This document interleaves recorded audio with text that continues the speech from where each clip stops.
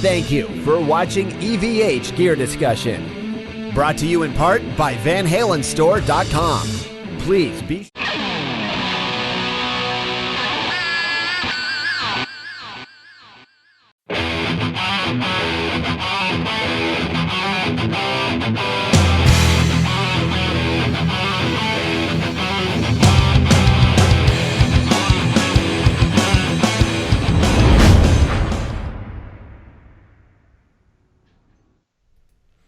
Welcome to EVH Gear Discussion, the weekly EVH talk show officially recognized by the Van Halen News Desk, sponsored by VanHalenStore.com and Simple Signs and Graphics. From Ontario, Canada, my name is Eric Broadbent, your host for this episode, and joining me from Daddario is Rob Cunningham. Rob, how are you? I'm good. How are you? Very good. Nice to have you on the show this evening. I'm very excited, and we have some killer backline I'm seeing behind you, looking very, very nice. Yes, I broke out a couple toys for you. Love it. You've got the EVH, the 50 watt. You've got the 100 watt like I have. Man, we'll get into some of this a little bit later, but that's looking pretty awesome. Yes, I love the 100 watt, but it's a bear to kind of lug around. So that's why I went to the 50 watt when that came out. Yeah, it's nice. Great stuff. We've got a great program on the agenda tonight. We've got a bunch of people joining over in the chat. I'll probably jump over there a few times as well. Just to acknowledge those. 18 people watching right now, loving it. We've got a great itinerary talking about gear, talking about Rob's daytime gig at Daddario, talking about his performing gig, all of that stuff. So let's jump right into it. And a few questions in, we'll go over to the chat and say hi to everybody. So Rob, you've been doing a lot of gigging. You've told me you do like somewhere around 80 shows a year. Is that correct? Yeah, still doing about 8, pretty much every weekend. So I guess for the past couple of years, it's been about 80 gigs a year. Fantastic. And now is it an original act or is it cover? No, it's actually cover band. Okay. So we've been doing, I guess it's been about 8 years or so I've been doing this one. I actually do want to get back into doing originals, but it's a lot more work. It is.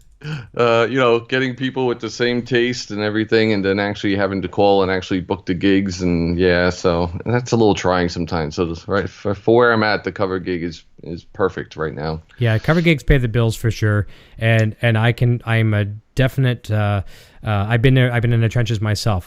With my band, the last band I did, it was probably the best band that I'd ever been in. And I did the covers with a few originals. Then I did originals with some covers, and then I went all original. And when you're all original, it is very tough to make a living. And you're lucky to, a lot of times it's almost pay to play. And if you are getting paid, it's almost enough to get sandwiches for the entire band if you're lucky. And it's a lot of work, a labor of love for sure. But and it's a little crazy too, especially when you're in the original band. Sometimes when you end up on those shows with 5 other bands, mm-hmm. and it's kind of hectic getting on stage, off stage, and all this. So with the cover band, it's usually just us. So nice. We're Relaxed. the only band for the night. Yeah, so it's kind of more relaxed. You load in, do your gig, load out it, leisurely. You're not rushed. So for now, it's perfect. Now, in your area where you gig a lot, you might venture out different areas in that, but what is it like for you these days? Are the clubs getting fewer and further between? Like in Canada, we're losing a lot of clubs. Like a lot of it's because of the smoking bylaws. We don't have the smoking in clubs anymore. People don't want to go out and things like that. Tell me a little bit about the scene where you play.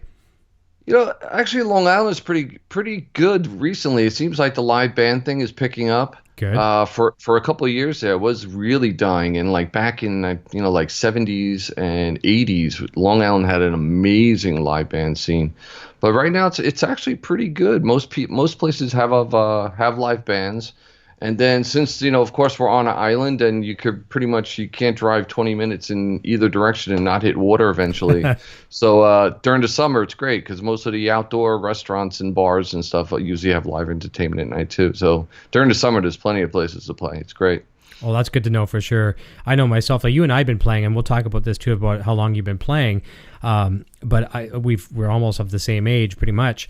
And back in my day as a kid, when I first got into guitar, like teenage years kind of thing, almost getting ready to go out and play, there were so many bars in a very small town that you could almost go to a bar, line up outside, and there would be a lineup to get into the bars. You'd line up for half an hour, 45 minutes. You go and take in the evening's festivities, go on to another bar, and there's lineups at all single ones. Now you're in small little towns. You're lucky to have a bar or two. Some of them are just DJs. So in Canada here, in a lot of the smaller towns, things like that, it's kind of a drag because the live scene is really dying, and it's sad. Yeah, I mean, I guess it's kind of true. I guess the crowd that's just starting to go to bars, the ones that just turned 21, I guess the electronic scene is really kind of the what they're into. So yeah, I definitely we see that here too as well. Yeah, for I sure. guess if they like it, I mean, at least they're supporting the local artists. I mean, they're not exactly the guitar players or the bass players and things like that. And I don't want to downplay any of that stuff because I can't do what these electronic artists do. We all say It's easy to push a button. It's not just that. And I know some people that are into that actually do that, and it's not as easy as what us musicians stereotype it. It's not. So they're supporting the live scene, so that's still a good thing. Yep, definitely, for sure. Yeah. So what we talked about, you've been playing for about 30 plus years. I'm probably right around that same boat as well too. Really, what got you into guitar? I probably have the same story as everybody else. Probably my first experience was getting into Kiss. Nice. Right. So Ace Frehley, that was like the first guitar hero. I had a kid that lived on my block that was like older, and I was really into sports and everything. And then we ended up going to his house one day. And he was blasting a Kiss record, and he had like every Kiss poster on his wall, and I was just like, "Wow!" Isn't that cool? So I have to do this. So it was really like Ace Frehley was like the first guy that really got me into it. So I listened to Kiss for years, and then I had an older cousin that every time I went to her house would play me records, and then she played me Zeppelin 4. Okay. And then I became a total Jimmy Page nut, and then it was Jimmy Page that actually made me go buy a guitar, want to take lessons and actually want to play the guitar. Nice. Our mutual friend Sam, I'm not sure if I see him in the chat here, I'll check in a second, but he told me a lot about you too. He said yeah, he's definitely a Jimmy Page nut. Yeah, I'm a little crazy with Zeppelin, so that's really like my favorite band and everything. But yeah, it was pretty much Jimmy Page that made me want to play guitar. That's awesome. And it's really funny because you say it's a typical answer with Ace Frehley. It is. It's amazing how, like, I don't want to ever downplay Ace Frehley. Like, he's not the shredder that, like the Jimmy Pages or the Eddie Van Halens or Slashes and, Paul Gilberts and things like that. But the reach he had and the amount of people he influenced, it was just absolutely insane. It was, because I mean, you can't deny that show, between the makeup, the outfit, the fire, the blood. I mean, it was like every young kid's, it's everything that you're into, Exactly. So, I mean, it was a show, and, especially like back then when they had the whole mystique, like they didn't let anybody see their faces, without the makeup on and everything. Yeah. It definitely added more of a mystique to the whole thing. Now we know what they look like, so it's a little different. Yeah. When you didn't know, it was pretty cool. We didn't have TMZ back then. Exactly. Yeah. We didn't have a lot of things back then. Do you remember like in the Enquirer magazines and things like that when some of those photos leaked and they actually proved to be real eventually, but they're downplaying as being Gene Simmons and Cher and some of the guys. Yep. And it was like, oh my goodness, this is Kiss without their makeup. That was like watching the man walking on the moon or something. It was that big of a deal. Well, you got the photo of them like this, Yeah. That's all you got. Yeah. I'm like, oh, I think I can understand what Gene Simmons looks like. I can see the eyebrows and that kind of stuff. It's exactly. Awesome. Of course, you fooled yourself and you were like, I think I saw that guy someplace. Exactly. Yeah. I told a story on the show a few times before, and I know you'll appreciate this being a Kiss fan. I was a huge Kiss fan. And my parents didn't really, like a lot of parents, didn't really condone it. My parents weren't religious or anything like that. They just didn't think that was cool. Like, there's something wrong with those guys. And my friend, growing up, my childhood friend, he was a diehard, and he had all the Kiss everything. His parents were cool with that. And his house burnt down one time, and everyone survived and everything. But it didn't burn to the ground, but it caught on fire. The house was a write-off. But these posters he had on his wall, they survived. and he gave me the posters, and I was actually taking a wet washcloth and wiping off the soot and the ash off these posters because I was too poor or whatever. My parents wouldn't buy them for me, and I was hanging up these soot ash soaked posters on my wall. People would come over to my house and go, "What's that smell?" It's like, "Oh, that's just my posters. They're in a house fire." But they were Kiss, on top of the Empire State Building and all that kind of stuff. So I did everything I could. I was crazy gluing things from like TV Guide. Anytime Kiss was mentioned, I think I was more obsessed with Kiss than Van Halen. I was kind of the same way. Back then you didn't really have, the magazines. It was like there would be an article and it would have like one picture of Kiss, so you would rip that out and throw it in another book and kind of hold on to it, Yeah. So I was doing the same thing. And some of those posters were like so iconic. I mean, like, the Empire State one, the Spirit of 76 one, that was a great one. So, I mean, those are just iconic posters that you can't forget even now. I know, very, very cool. And as an aspiring photographer myself too, I look at that kind of stuff. And it's just that, that one little snap in time. Now, obviously they took a few shots. They don't take as many as they take today because everyone's shooting digital. But that one snap in time is iconic. And, we talk about Zeppelin, Zeppelin and Van Halen, all these great acts, there's just some of these moments that is just breathtaking to witness them. Yep. Yeah. And it's weird because I guess it was different back then because like back then you didn't have, and we were talking before, like I don't want to sound like my dad and be like, you don't know how good you have it, but like, back then we didn't have all this access to the stars. So like, sometimes the only time you got to see him was in like one photo in a magazine once a month, or you never saw a video. The only time you got to see a band live was actually going to see him. That's right. So there definitely was a mystique and a excitement to it, because they weren't that accessible. You didn't know that much about them. I know. And as much as I love social media today, social media pays my bills. Like that's what I work in. That's my day job. I wouldn't be able to communicate. I wouldn't be reaching out to you today and talking to our fans on the show if we didn't have this kind of a platform. But I do miss it. I sound like a hypocrite here, but I do miss it, that mystique that you talk about. Like you don't know what Gene Simmons had for breakfast or what Eddie Van Halen's doing right now until you read about it in a paper or a magazine on a monthly basis. So I think that has a lot to do with it. Now, let's flip that coin. It's really, really cool. Okay, hey, Van Halen's making a new record, and we know about it the minute that, someone's busted at the studio or something, right? Yep. So there's a double-edged side to that. So I wear both hats when it comes to that, if that makes any sense. No, it definitely does. Definitely does. Yeah, for sure. We were talking about this off the air a few minutes ago, and I don't have mine to show you, but we were talking about your very first guitar.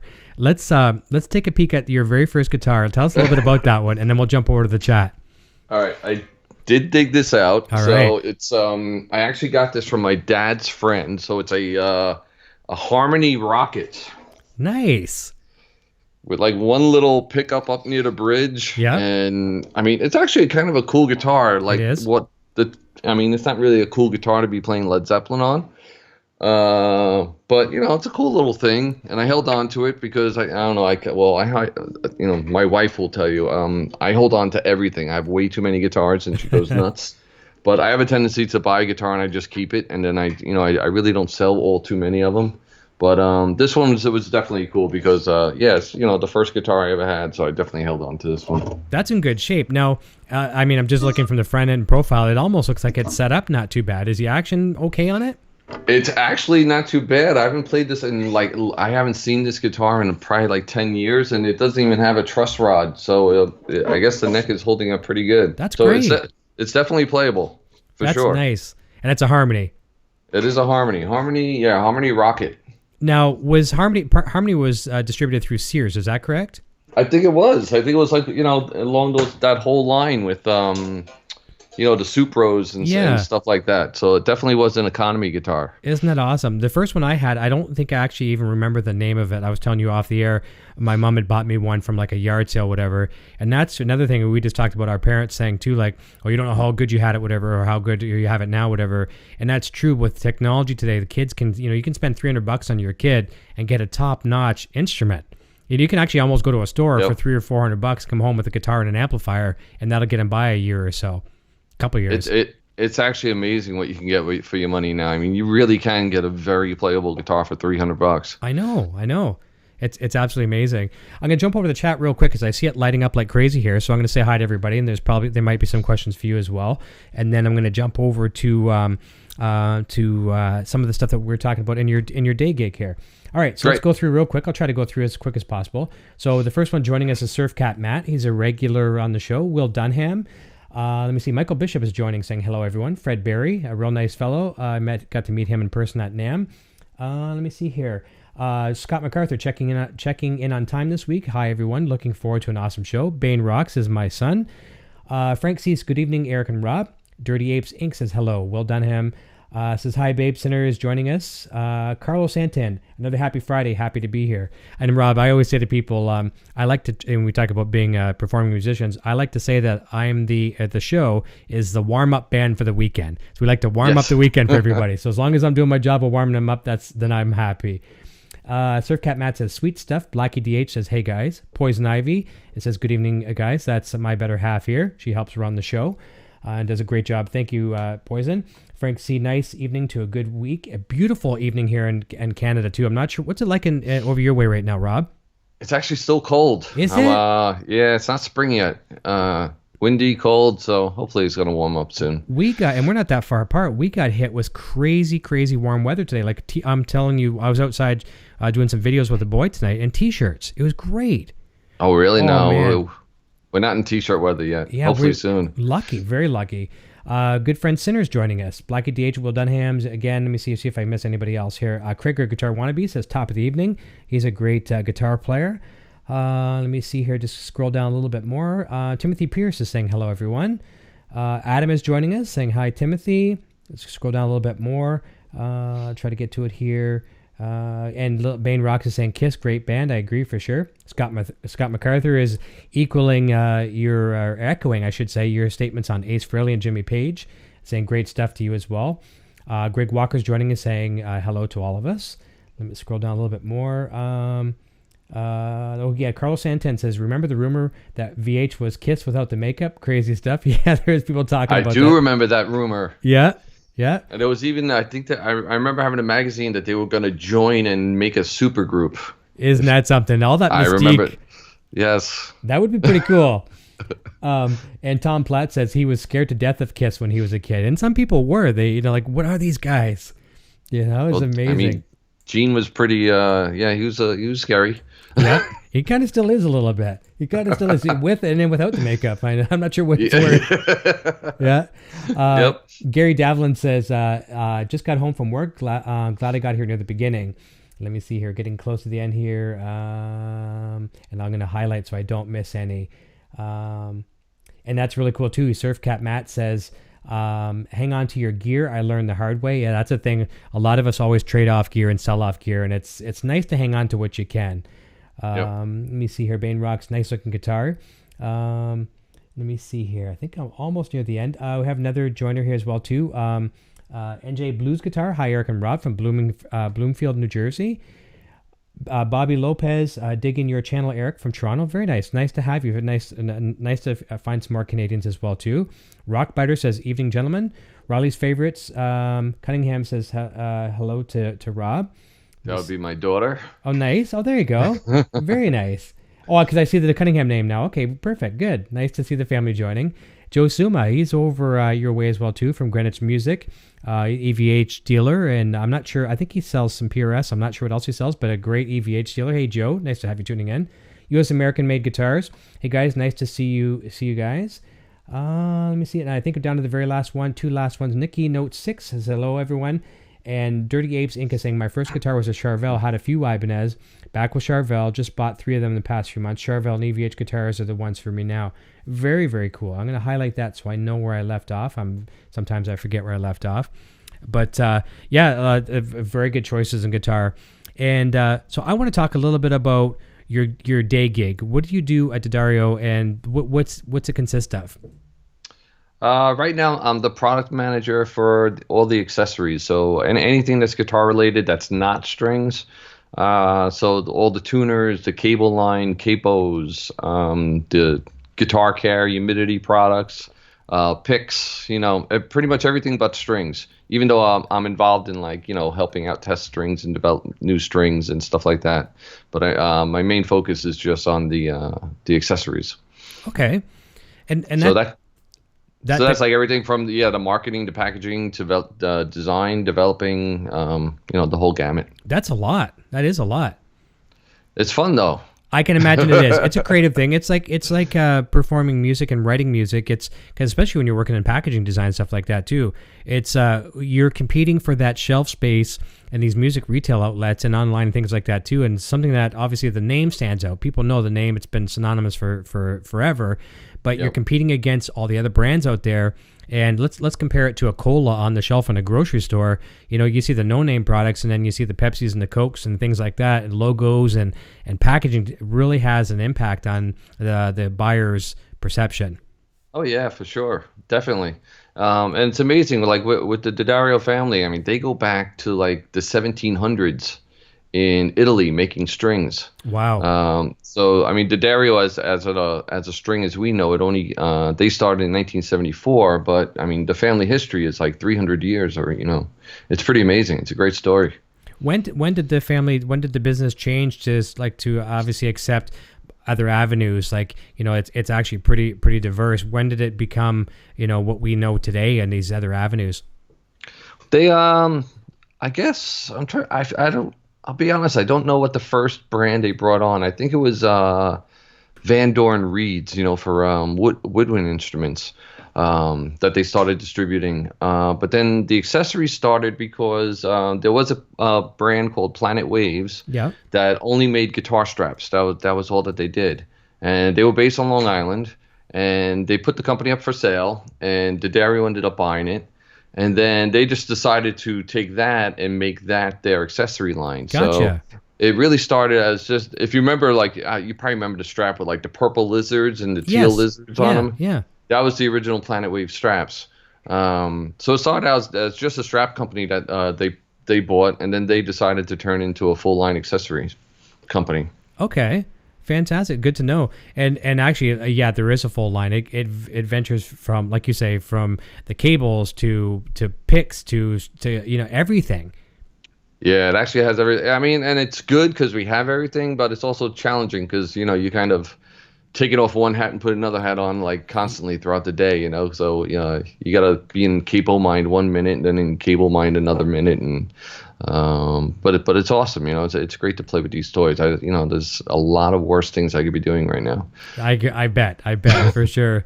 Well, it's really cool. Now I know you say you don't work necessarily with the string division, but I think maybe what we'll do right now is I've been teasing on Facebook and things like that too, that we're doing some giveaways tonight as well too. So let's talk a little bit about the what is it, the NYXL strings? Can you tell me a little bit about those? So this is a string that we came out with. We actually, a couple of years ago, we really wanted to look at, how we could progress the electric guitar string. And we actually do have a wire drawing plant. So we're actually the only string manufacturer that actually makes their own wire. Okay. And what we did, we actually brought that manufacturing in-house right here on Long Island, and we invested a ton in new machineries from Germany and everything. And basically what we did, since we had the drawing wire right there in our facility, we really could fine-tune and really develop how we draw the wire and make the raw material. Nice. So we came up with this wire that is just really incredible. Initially, we thought the greatest thing was going to be because like you really can't break these strings. I mean, they could take a beating and they just don't break. So that was our original marketing method. But then what we found out was that, a lot of people really didn't have a problem with strings breaking to begin with. But the tuning stability of them is what people really started noticing. So especially like guys with Floyd Roses that are really like pulling up on the bar and doing all the crazy sounds. These strings just really stay in tune. That's good. So that's the main thing. So it's just out of perfecting this drawing of the wire and making the wire, we were able to just make this incredible string that just, it doesn't really break. And then the tuning stability is really what sells it. Nice. And we're gonna get into a trivia question in a moment that is actually going to be for a prize for a box of these strings. Is that correct? Yes, we got a box right here, and we're going to send it to somebody. All right, fantastic. All right, so just before I ask the question, there's actually a really good question in the chat. There's probably a couple. I'm going to circle back to this question for the first prize. And this was a question, and I think you'll probably address this. You'll probably say there's probably more people they're afraid to admit this, but one of the questions is, how do you pronounce D'Addario? Do you tell me? Right. So everybody usually says D'Addario, but Okay. it's actually D'Addario. Okay. Now, it's one of the questions that is from Nikki Note 6 says, ask Rob how to pronounce D'Addario, and I like the NYXLs.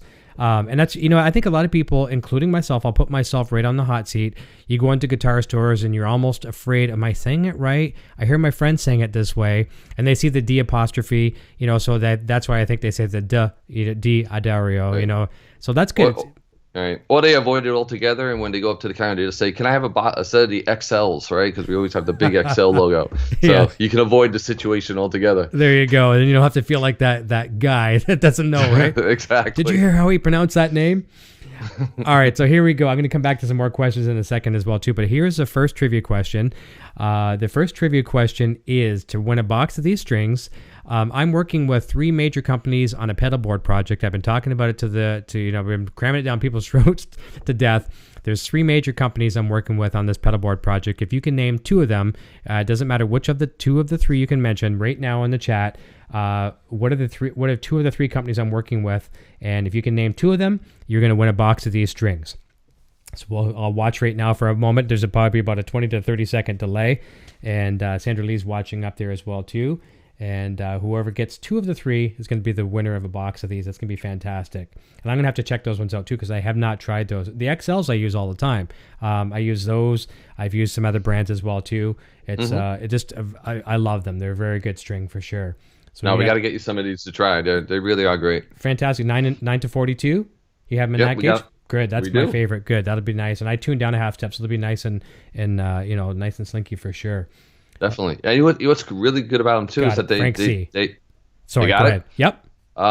They stretch in really fast too. So like once you put them on a guitar, you really only have to like pull on them once and then retune and pull one more time, and they kind of just settle into pitch. They really don't stretch for too long, which is nice. Good. I'm just gonna announce a winner here. Frank C, winner number 1. Congrats, way to go. C. And he got all 3 of them. He said Idea Bench, and Pedal Snake. Yeah, and the third company was Strymon. So all you had to mention was 2. So that's fantastic. Frank, I'm pretty sure I have your contact information, but anyone who wins tonight, send me a message through the EVH Gear Discussion Facebook page, facebook.com/EVH Gear Discussion, or you can even email info@evhgeardiscussion.com. Send me all your postal mailing address, and I'll be more than happy to forward that off to Rob, and Rob's can send it to you directly. So let's go back and just circle back and see a couple other questions that I might have missed. And a little bit further into the program, we're going to do some more giveaways as well, too. So I'm seeing a lot of consistent love of the strings that you're talking about. Great. So very, very nice. And I have to be honest, like, I'm not going to say, oh, I've tried them. No, I have not. So I am anxious to try them and put them to the test. And I'm a big Floyd guy. How do they work with Floyds? Any tips, suggestions, pros or cons? No, I mean the main thing really is going to be that tuning stability. Okay. Of course, especially if you have a Floyd that pulls up. I mean that's like a tension that you're really putting on the string that it's really Like some that's the only way and things like that. Yeah, that's really the only way a string really experiences that kind of force, Yeah. So the break strength is great, but I just really find the tuning stability is great because you could really beat them up, and especially when you're playing live, you don't really have to stop in between songs and kind of check your tuning and tune up a little bit, I like that for sure. This was one less thing that you have to take your focus off the game. Yeah, exactly. Nice. Timothy Pierce says, wow, what a history, talking about Dario. I've been using the strings for years. Rob, thank you for sharing the history of the company. And that's cool. It is nice to know the backstory. Yeah, when they were doing like the 1700s, they were basically making violin strings out of, sheep guts. It was gut. Yeah, it was gut material that you would dry up and twist together. And when I actually first started at the Dario, they were actually still working with gut, and it wasn't the nicest I know process. We don't use it anymore. Now the synthetic materials that pretty much you can get the same tone out of. But the original strings, that's what it was, animal guts. Pretty nasty. I go back to some of my music retail. I worked in a couple of local music retailers for probably about 5-6 years each place, and one was a PV/Fender dealer, and the other one was PRS and that kind of stuff. But a lot of the old, I don't want to say the old folks, but the old, rural people lived out in the country that were the old violin players and fiddle players, and violin or fiddle, same deal, just depending on what part of the country you grew up in. You called it a different instrument. Yeah. But it was using different gut type strings. I'm like, I was like, are you serious? I didn't even really know. And they're showing me some of these strings. I'm like, ew, you know what I mean?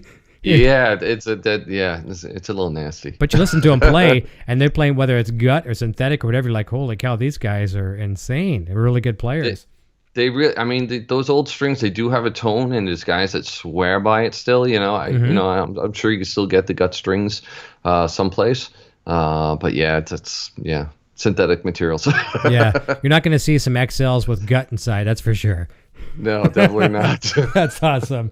Let me see. So yeah, he's talking about the history. So Cat Dumpling says, I've been using the balanced tension sets for a few years now. Love them. Good to hear.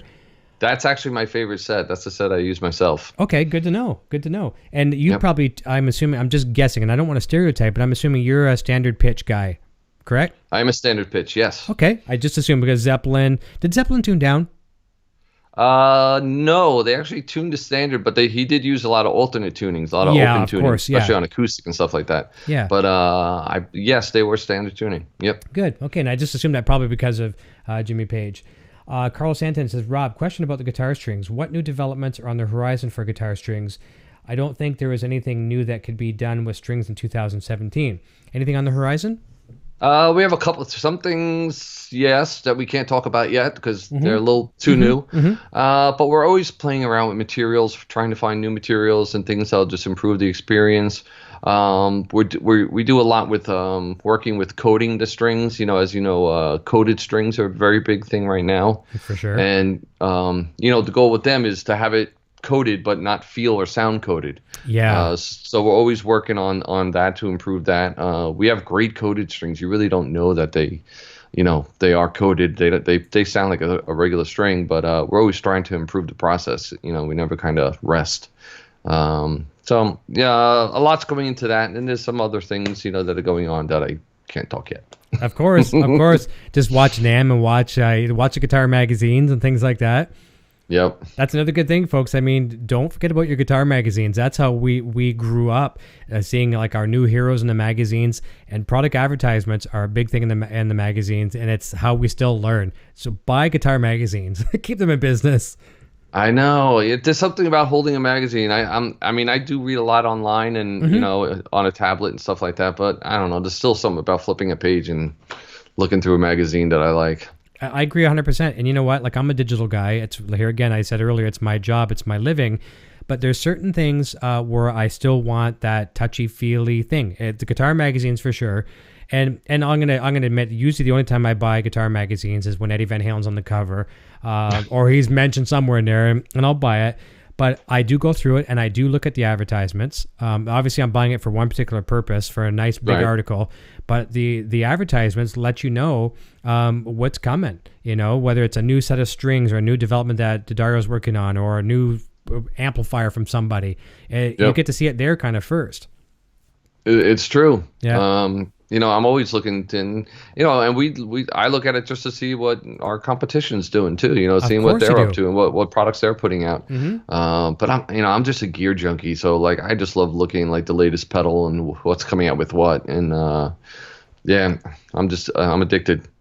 Me too. And we were talking about this off the air. We're talking back and forth in email too. Talking about gear is like the round table, just sitting around geeking out, talking about, your favorite movies. But in this case, it's our favorite gear and pedals and strings and picks, all that kind of stuff. I know. And I always feel bad for the non-musician in the crowd that gets stuck in the middle of that conversation. Their eyes just glaze over because, we speak a different language, and that's right.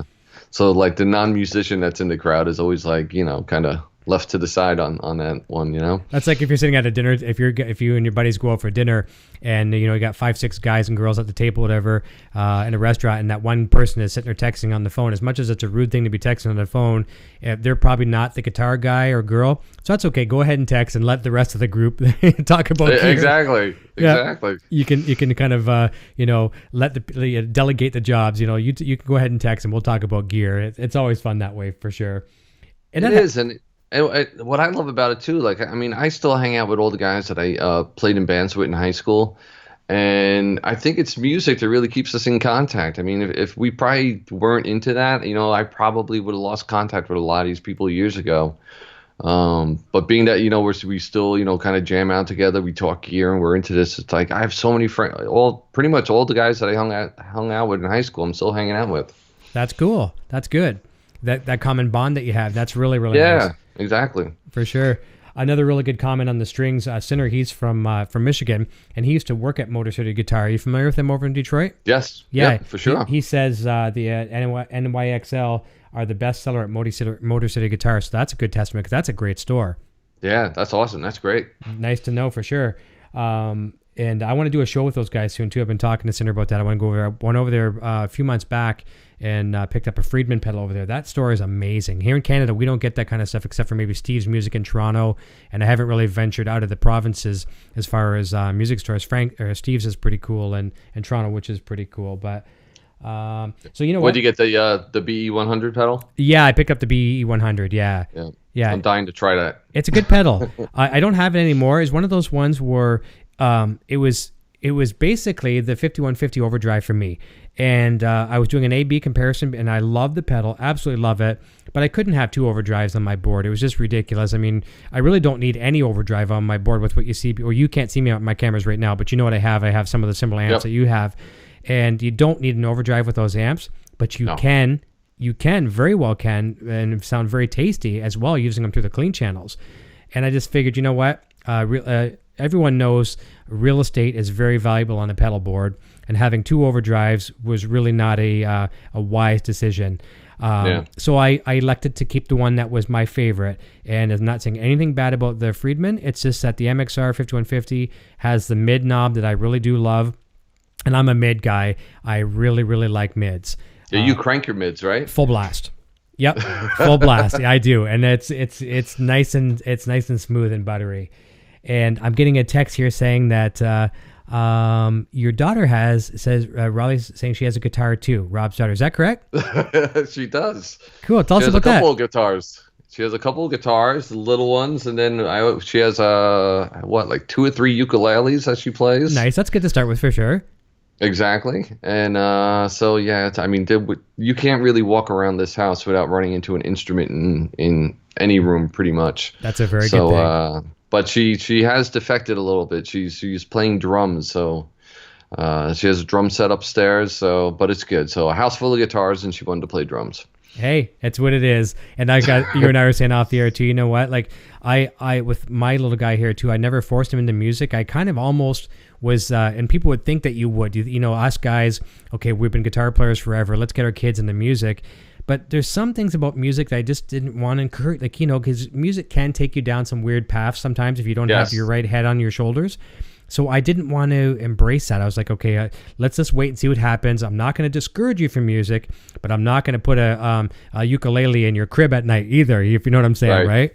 And Eric Jr. there, he has his head on straight. He's good in school, so he keeps his grades up. He is into the music, and he started on drums, keyboard, and guitar. I think the more instruments you can play, I wish I could play as many instruments as he does, and as some of these other kids out there, because I think having a grasp on all of it, it's definitely going to get you some work when you get older.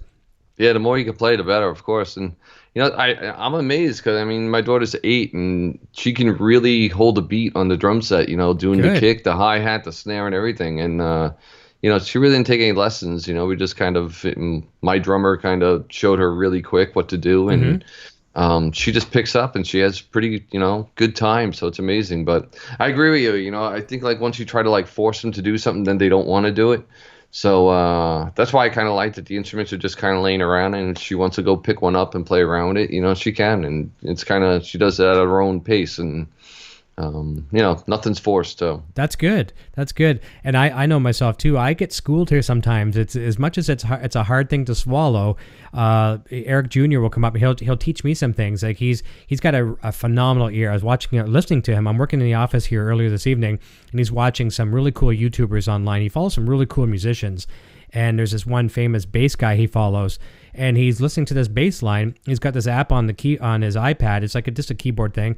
And hearing it the very first time, was duplicating it, playing it by note by note by note on the iPad. I'm like, man, you have an incredible ear. And that's awesome. Better, like I have a good ear, a better ear than mine. And then the other day he's teaching me, what was it? He's learning the Seinfeld theme. It's all these, I talk about this a lot in the show too, is these memes, the internet things that become popular again on the internet.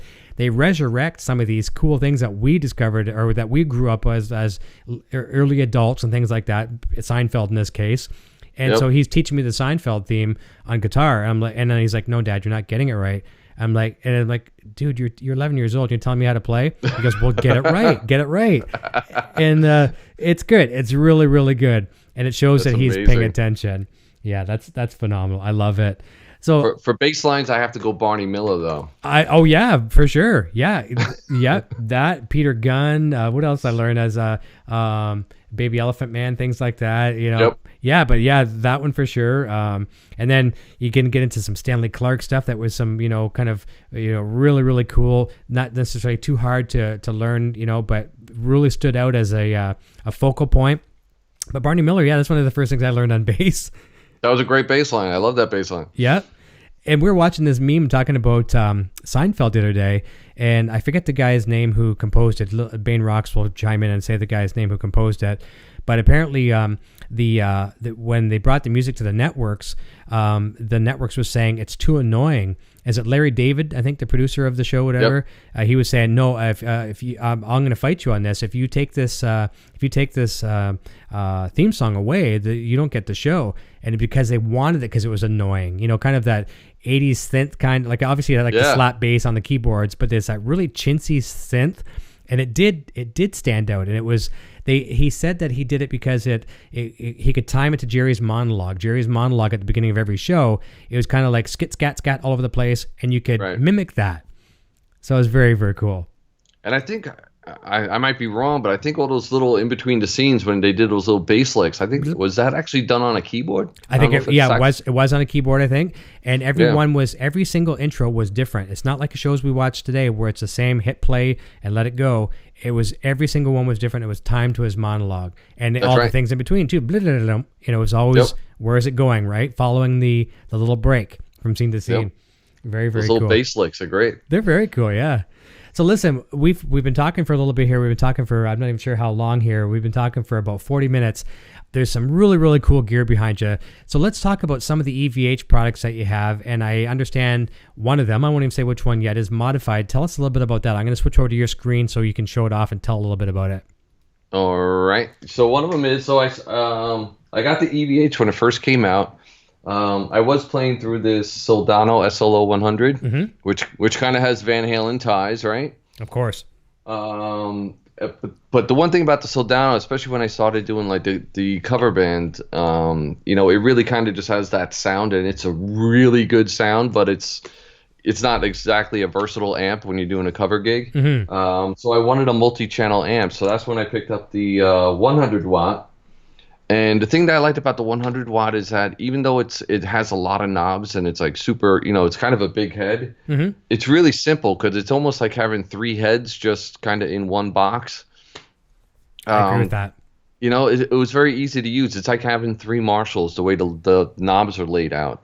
Because I always it kind of drove me nuts when you have like the 3 channels and then you have the master section with the master volume that affects all 3 channels, and I'd always felt like I was just kind of like doing a puzzle, to get the sound right. So I mean that's why I really like the layout of this.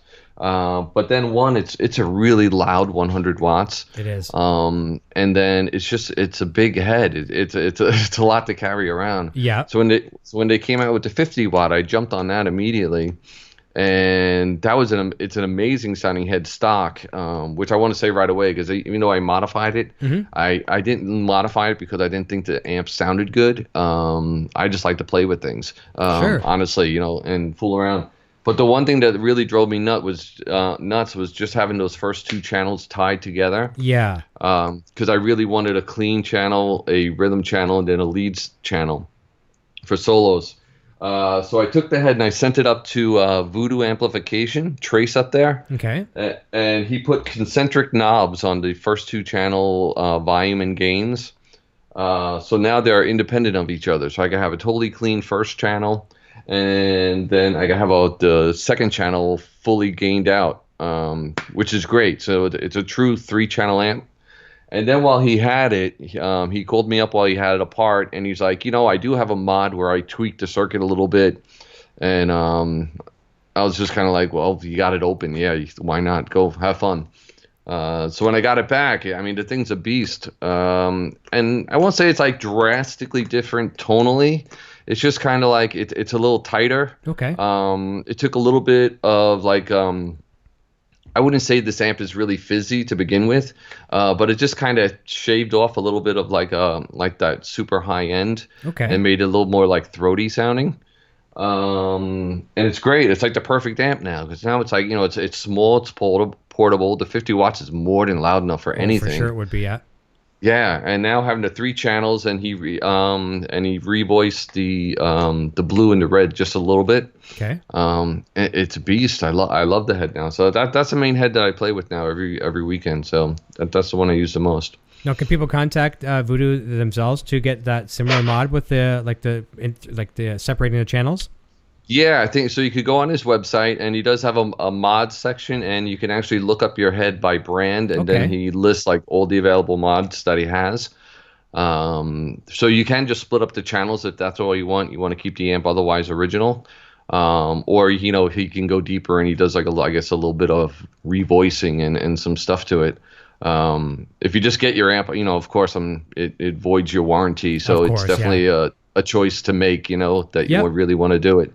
But yeah, I really just did it to get that extra channel, so I could have the clean, the dirty, and the solo channel. Nice, very nice. Have you ever tried with either one of those amps? Have you ever tried running an overdrive pedal into the clean channel? I do. So I do have an overdrive on my board. Right now I'm using the True Tone. Nice. The XSVO, I think it is. Has like 2 overdrives and 1 pedal. So what I do, I have the clean channel for totally clean, and then I use the overdrive just for like a really like moderate crunch. Right. And then I go to the blue channel for like a really overdriven sound, and then I use the red for my solos and for boosting the solos. And on the 50, I don't know if you know, with the 50 on the blue channel, it has a lot more gain than the 100 watt does. Yeah. So I don't really dime the gain on the 50 watt. I kind of like the amount of gain that the 100 watt has. It's kind of perfect for me. It's just nice, yeah. Yeah. So I kind of had the gain on the 50 watt probably about 3 o'clock. Okay. Between 2 and 3 o'clock. And that's kind of like the perfect amount for me, because I always find like when you have your gain max in a band situation, it kind of makes it hard for the guitar to cut through a little bit. I agree with that. Yeah. It gets compressed, like too compressed. Yep. So kind of like while we play live, I kind of just keep dialing back the gain, and you actually get to its point where it's like you kind of just hear the guitar lunge out of the mix a little bit, and that's kind of where I leave the gain setting. I agree, and I'm a gain guy myself too. I find myself, I have to slap myself many times to back that gain back. But I tell people this one, if I can give one piece of advice to people, is guitar players want to have that gain. It's a compensation thing that I think we all go through, because if we're in a rut or whatever it is, and I don't know how, I'm not sounding the best, I'm just going to crank my gain and I feel better, blah blah blah. But bring your gain back, bring your volume up. I obviously you can't fight that sound, man.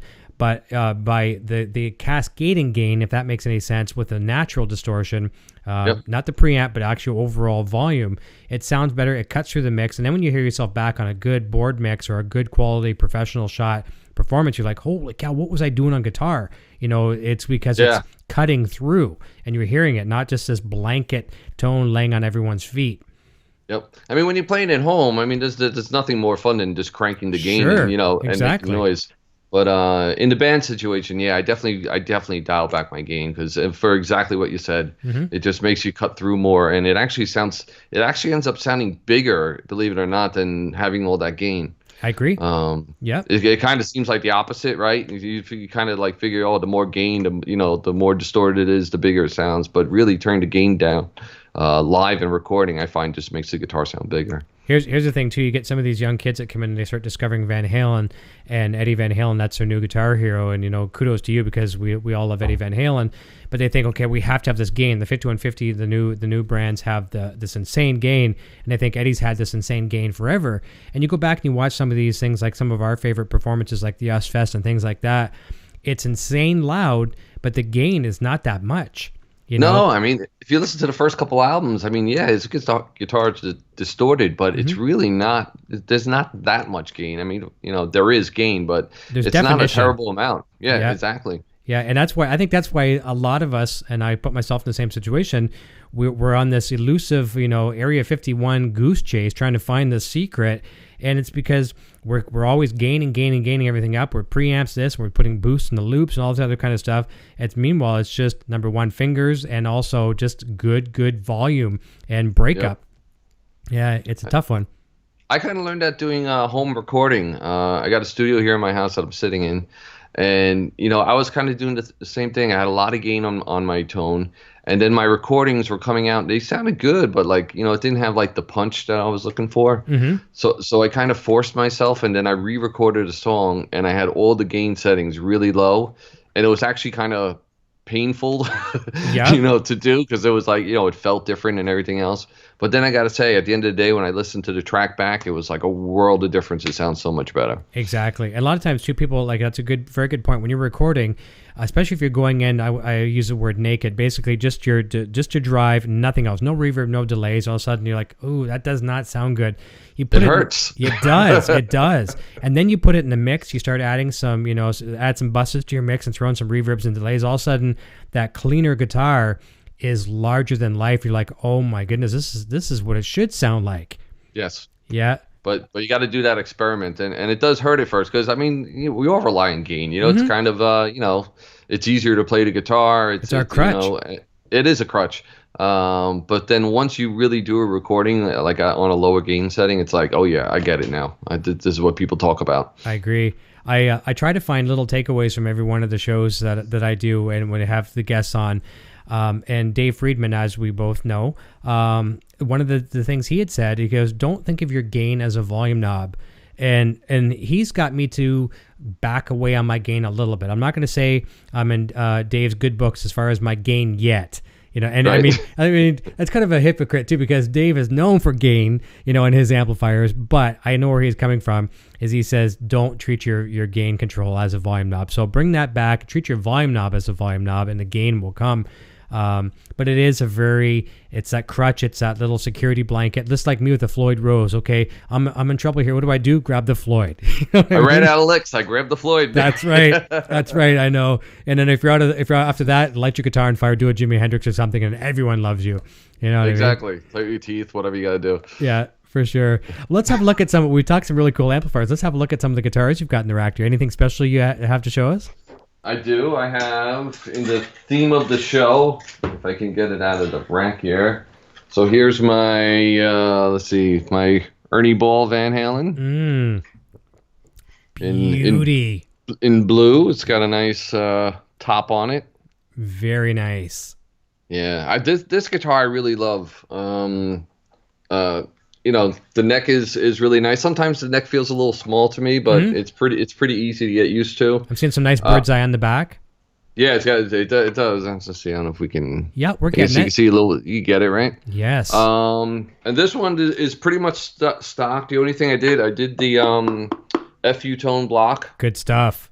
So I do have that on there, and other than that, this is totally stock. And I put the detuner on, of course. Yes, of course. Yeah.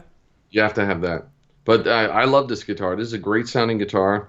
And I'm really into tellies. So I think that's why this really felt good to me.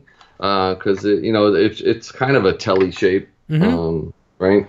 But I like guitars that are kind of like just a block. Yeah. It's funny you mentioned that because Jamie Humphries that was on the show there just last Friday, he was a Tele guy his whole life. That's why he likes Ernie balls. Yeah, I don't know. A Tele feels really like the one that I gig with, and this was not a relic guitar. This was new at one time, but this is the guitar that I gig with. Oh wow! But it's like it's kind of it's totally trashed. It's worn everywhere. But a Tele just feels really good to me. The block, there's no belly cuts or palm cuts, and it's just kind of a chunk of wood that I don't know, I just like that approach for some reason. And that performs well for you in the cover band. Yeah, definitely. I mean, I changed the pickup in that Tele. It's a humbucker. Okay.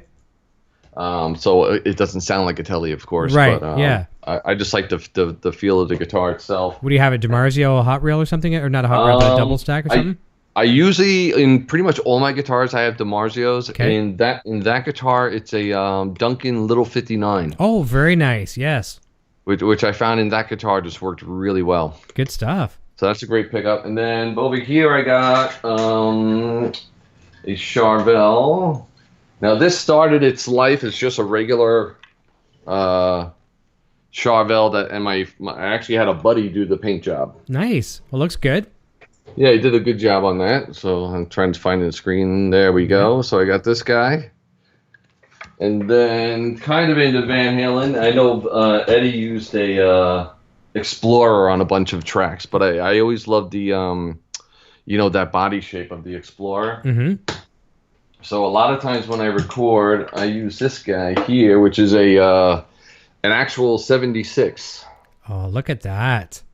Which is off this guitar. It just sounds unbelievable plugged in. So pretty much any recording I do, I always have this on one track. Now, what's the body wood of that one? I think it's just mahogany. Okay. Yeah, it's just of course back then they had Carina, but I don't even think there is a actual wood that's Carina. They kind of just made that name up, I believe. Okay. But this one's all mahogany. The pickups went microphonic on me, the original PAFs. Mm-hmm. I still have them, but they just started squealing like crazy. Yep. So these are Gibson burst buckers nice. that I put in there. And this guitar really, it's amazing. Does that one get some playing in the cover gigs? You know what? I really don't play it live too much, only because it's huge. It's a big guitar. Yeah.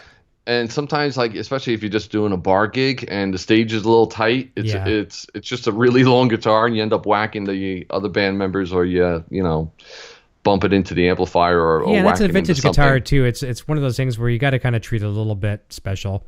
Yeah, but it's just a big guitar, so I don't play it live all that much. Once in a blue moon, but recording wise, I always use it. And then my other main live guitar is just a Les Paul. Oh, that's nice. Top. Nice. I play this guy a lot, and this one has DiMarzio's the 36th anniversary pickups. Okay. And then the bridge is a Andy Timmons pickup, which I really love that pickup. The I don't really know. I guess it's just like a hotter output PAF. But I have a lot of guitars with that Andy Timmons pickup in it. I really like that pickup a lot. No, I haven't tried that one. I don't even know if I've actually heard that one myself, so I'll have to experience that one for sure. It's nice, is it? It's great because it has a lot of power, but it has a lot of clarity, which they don't always go hand in hand. Sometimes when you have the high output, the clarity kind of suffers a little bit. Yeah. But somehow they were able to do that. I mean, it's not like a super super hot output, but it's definitely hotter than your basic humbucker. Yeah. But the clarity is awesome on it. It's great. Oh, good to know. Good to know for sure. I'm going to jump back over to the chat just for a quick second here as well, too. This was a question from earlier about the strings, and we were talking about the Floyds. And VK Axeman says, my string breakage usually occurs at the Floyd Rose saddle where the string bends over the saddle. Are the NYXLs more resistant to breakage at the saddle over nickel wound? Anything you could comment on that? Yeah, they definitely are. Okay. I mean, a standard guitar string before NYXL and is usually, believe it or not, it's I forget the exact number. It's not in my head right now, but you're pretty much at like the high 70% or 80% of its break strength. So you really don't have much more to go, before you're actually getting very close to the breaking strength of just a wire.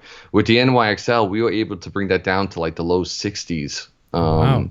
So you really have a lot of headroom to go to really, beat on the string a little bit. So it'll definitely, if you have a problem breaking strings at the bridge, it'll definitely help out the situation for sure. Oh, good. No doubt. Can I ask you a question? Where did that name come from?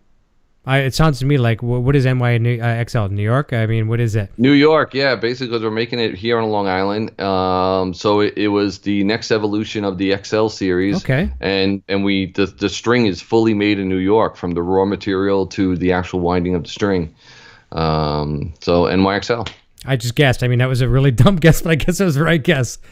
No, it's perfect. I mean, all the strings are actually made right here on Long Island in Farmingdale, and believe it or not, we're up to about 700,000 strings a day. Wow, insane!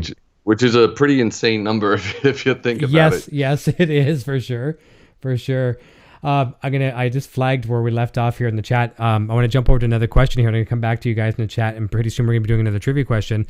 But people that know the show here and hear me talk about guitar players, obviously Eddie Van Halen is my favorite guitarist on the planet.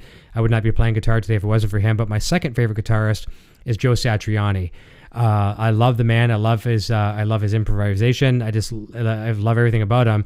And I understand you've had some really, really cool involvement with him. And maybe you can tell us a little bit about that project. And I think you've got something special to show us that was left behind in the office, too. Tell us a little bit about it. Yes. So I got to work with Joe he has a line of guitar straps with us and also guitar picks. And a funny story, even before we started doing that, I used to be actually just in the sales department at the Dario. And then I got bumped up because I was really into the gear. And I started working directly for Jim D'Addario doing product development. So we were working on one project. I actually never ended up coming out, and it was a project with Ned Steinberger, and it was a strap that you can actually control effects with. So by pulling down on the strap as you play, you could like turn on do an amp switching or turn on a delay and stuff like this. So we were kind of beta testing it, and we had an office at SIR in LA. So they were like, you're going to go to SIR for a couple of days, and we're bringing in a whole bunch of guitar players. You do the demo, and then let the guitar players try it and collect all the feedback. So I'm like, okay, great. And then right after that, and then from there, you're going to go to Joe Satriani's house, and you're going to demo it for him. And I was like, what? Yeah, okay, no pressure. Like, okay. And of course, everyone's a fan of Joe Satriani. You can't be a guitar player and not be a fan of Joe Satriani. So that was like my first introduction, was going to his house to demo a product for him. And I set it up in his house, and he ends up handing me Chrome Boy. No way. Yes, to do the demo. Okay. And now I'm like, I have to play guitar in front of Joe Satriani. Like yeah, that's tough. That's tough. So I stuck to basic bar chords. Yep. Can't go wrong there. Nope. Nothing fancy, nothing I could screw up. But yeah, that was funny. So my first, introduction to him, or first time meeting him, was going to his house to demo a product for him. So that was a pretty cool experience, though very, very intimidating. And what was he like meeting him? Like, meeting him in person the first time there. Was he cool to work with? Joe is amazing. He really is an amazing guy. Very personable, very down to earth, and he just gets it, Yeah. And from talking to him, like he really has a thought process to everything he does. Like pretty much every note he's doing for a reason, and he knows exactly why he's playing that note. Nothing's left to chance. He just knows what he's doing. He knows the guitar inside and out. So it's pretty amazing. So he's been endorsing for God forever. Going back, I think, to the first album, he's been with us. Yeah. So we ended up talking, and we were like, we should do something. I don't know what can you think of. And he's a doodler, so he would, like, as he's on tour, he has these notebooks, and he would just draw characters, and it was like his stress release, I guess, after shows or whatever. So he was showing us a couple of them. And then he was like, I think it would be cool if we could, do a signature strap and put all these doodles. So I have one of his books that was left behind the office. I don't think Joe will mind us showing this. So there's his little sketchbook here, and these are all just, the drawings that he would make, and then he would finish a book and then send it to the office, and we would kind of just pick out characters and then find a way to weave them into the strap design. So it's just a whole book of just his characters, which is pretty cool. So this is one that we still have this in the office, and every once in a while we'll do he comes out with limited edition guitars with Ibanez, and a lot of times we'll make a strap that you can only get when you buy that guitar. Oh, nice. So then we go back to these books, or if he has new drawings, and then we take that and we turn it into artwork and we put it on the strap for him. Nice. So yeah, it's a lot of fun. He's excellent to work with. He's really a great guy. I was telling my boy, that's what I was saying. I had to have Bane Rocks watches because he's an artist himself, and same type sketch pad. And I know you can't see my camera right now, but I'll show it to the people watching at home. I love these straps. I've got several of these here. I'll try to put the camera up so you can see it. The JSX straps. I've got this one here. I've given Bane Rocks the red one. There's a red one with the cartoons on them as well too. They're very good, very good quality. I've had this one since it's come out, and it will not wear. You cannot break these things down. Very, very good quality. I've got the Shaler strap locks. That's my personal preference for strap locks. I like the Shalers on them, but I mean, there's other products out there as well too, but these are great straps. I've got the picks as well too.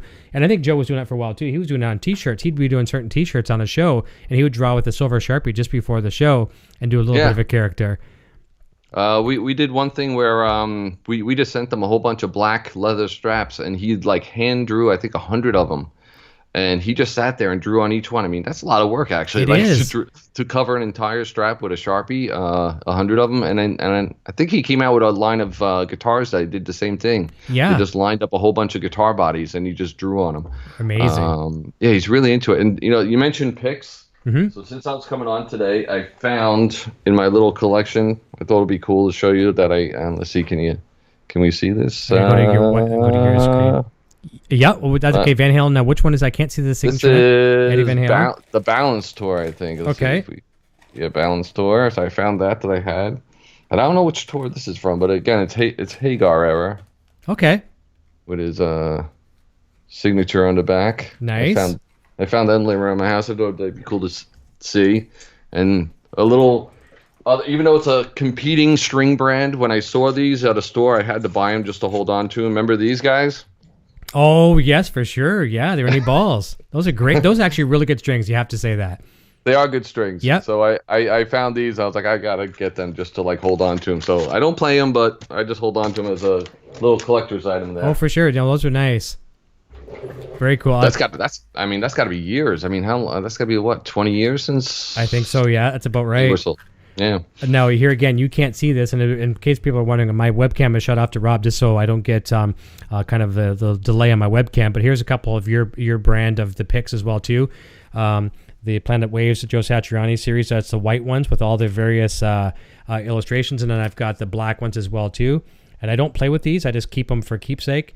Very, very nice picks, because obviously you can tell I'm a huge Joe Satriani fan, and for a while when Joe was endorsing PV, it was right at the same time where I was endorsing PV too, and Joe had sent me a real nice 8x10. He's got the whole stacks. He's got the head and the cabinets, the combo, and that little tiny 8 watt or 10 watt, whatever that thing was. And he sent it to me and said, dear Eric, I hope you like my amp. And I was using the JSX combo at the time with my band, and it was a great amp. And it just didn't work out with him with PV, and he's back to Marshall. And I honestly, as much as I like the PV brand, I think Joe with Marshall is where it's at. Yeah, he belongs there for sure. Yeah, it just fits. And I mean, I can't see him playing anything else other than an Ibanez guitar. I'm not the Ibanez expert. I've had a few over the years, but Joe with Ibanez and Marshall, it's just like the glove and the shoe. It just fits, right? Yep, it's perfect for him. Yeah, and his tone. I mean, of course, we all. A lot of tone is just in the player's hand, but I mean, I've probably seen Joe more than any other guitar player. Pretty much anytime he comes through New York, we go down, and he's like so consistent. I mean, he always has an amazing tone, And if he plays a wrong note, you don't pick up on it. He just seems to be kind of like perfect every time I've seen him. It's amazing. I know. And tell me if you agree with me on this.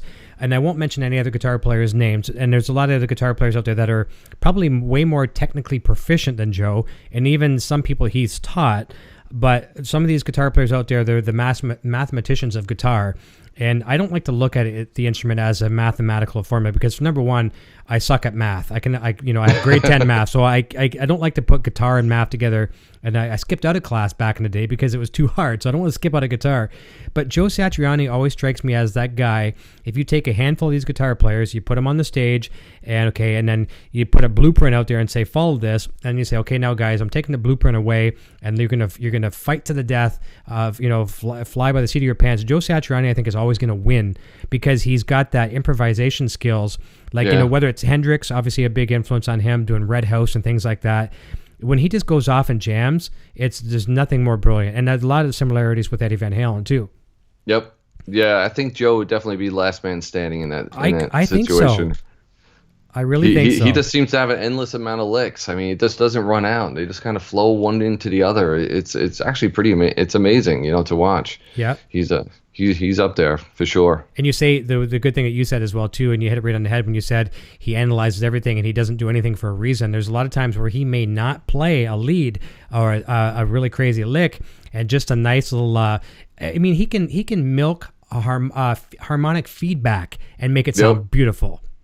And he gets the feedback every time. I do that. I love using feedback, but I always had that moment when you lean into the amp and the note just doesn't go where you want it to go. I know. And you get that weird note, or it just dies. Yep. And he just gets it every single time. It's amazing. I mean, I'm sure he's playing at bigger volumes than we are, but still, he knows where to stand, how to vibrate the note. I think Flying in a Blue Dream live, when he started doing that live after the come out on the album, that's a very significant track where he's milking that sound. And to just control that, and not only in pitch bend and everything, and just it's cool. It's a real good technique. And if he didn't get that note in the beginning of that song, it's so key to the beginning of that tune, right? Yeah, that's what starts it. He gets it every single time. It's amazing. That's right. I'm going to go back to a few other questions in the chat. We're going to come back. We're going to talk about some Van Halen live performances. We've each got to witness a lot of really cool Van Halen concerts. So let's see here. Let me see. I'm going to scroll down, see what I missed here. Dirty Ape says, I bought an orange Charvel non-tremolo last month. They told me nobody wanted to buy it because it didn't have a tremolo. It was in store for the longest time. I got it half price. Sometimes that can happen, and it's funny. I picked up a PV Wolfgang, real nice USA Wolfgang with a hardtail on it, and there's been a few times where I've been playing and getting in the zone, and I reach down to grab the whammy bar, and it's not there. It's not there. And I'm like, you idiot. You know what I mean? And it shows you. I mean, go ahead. Look at Jakey Lee, Jakey Lee, that guy did a lot of things without a tremolo bar. I know. And you know what? It's a darn good thing. Now, obviously, I don't own a real Les Paul. I've never owned a true Gibson Les Paul, and I think every guitar player has to have one in their day. And I envy you for having, being a fan of Gibson and having some. But it does teach you some discipline for sure. If you get rid of that Floyd, and trust me, I'm not getting rid of any of my Floyds. I'm going to be a Floyd guy through and through, and I'm a Futone guy through and through. And no worries, Adam Reaver. I'm not getting rid of my Floyds. But it's nice because, number one, it's great for recording. It's really, really good for recording and stability and things like that. And you really get to hear the guitar resonate too when you have a nice, good hardtail. And I love that one I got. I almost sold it for a while. And fortunately, I've got a good lady here, Poison Ivy. She always encourages me to, actually, she insists that I never sell any gear. So I'm very lucky that way. Awesome. Yes. Let me see here. Brian M says, Jealous Dirty Ape, non-trem, Orange Blaze is high on my list. Let me see here. Scroll down to it. There's quite a few more questions here as well too. So I know Bane Rocks was liking that the drawings there for sure. Dan Wilhite says, just joining, says late for the party, but I made it. And Dan, you're definitely in for a treat with this episode. When this one's done, be sure to go back and watch the replay for sure. It's a good one for sure. Frank C is saying he really likes the striped guitar behind you. And we're talking about some of our bass lines a moment ago too. Cat Dumpling says this is a very good one. It remembers the bass line from Night Court. Remember that one? No, I was just about to say, I know he's going to say Night Court. Yep. Can you think, while we're on that topic, can you think of any other good ones? What else would like that was really bass that would stand out? Those are the good ones. I can't think of another one. I think we got them all for sure. I think you got them all. Yeah, the big ones anyway. That's for sure. Yeah, for sure. And it's sad too. He's like, like the Barney Millers and all those kind of things. All these celebrities that we grew up on watching. A lot of them aren't with us anymore. I know. Yeah, sad.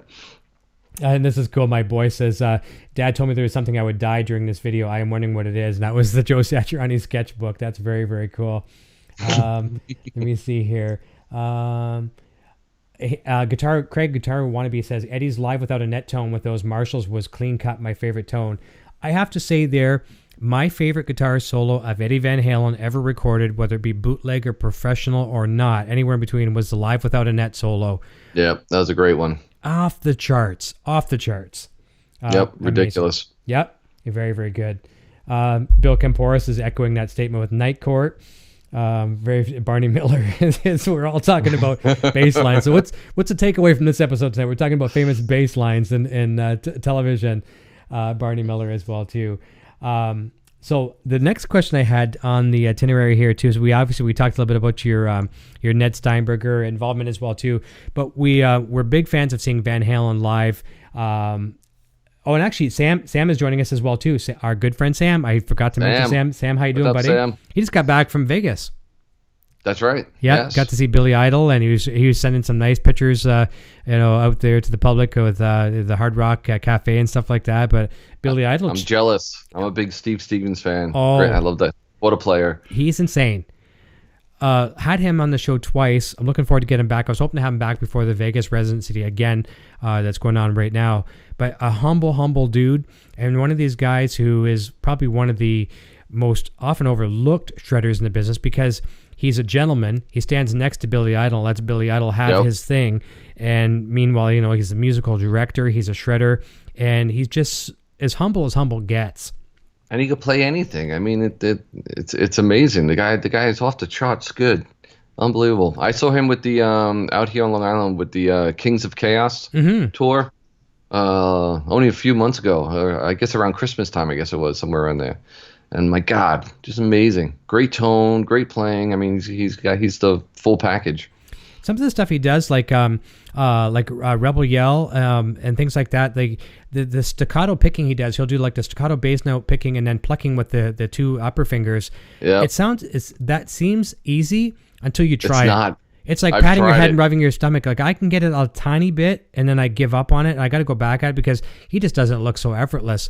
And it's amazing. Like I think a lot of that comes from his classical influences and stuff like that too. Yeah, because he's big into the flamenco thing, so I think that really comes from that. But I'm the same way. I learned that beginning, and I can do it at home. Yeah. But when we play it live, I chicken out because I don't know if it's gonna work or not that night. It's almost like you want to record it at home and sample it and bring it out and play as a backing track, because that's the only way I think a lot of us could do it in a when we're nervous.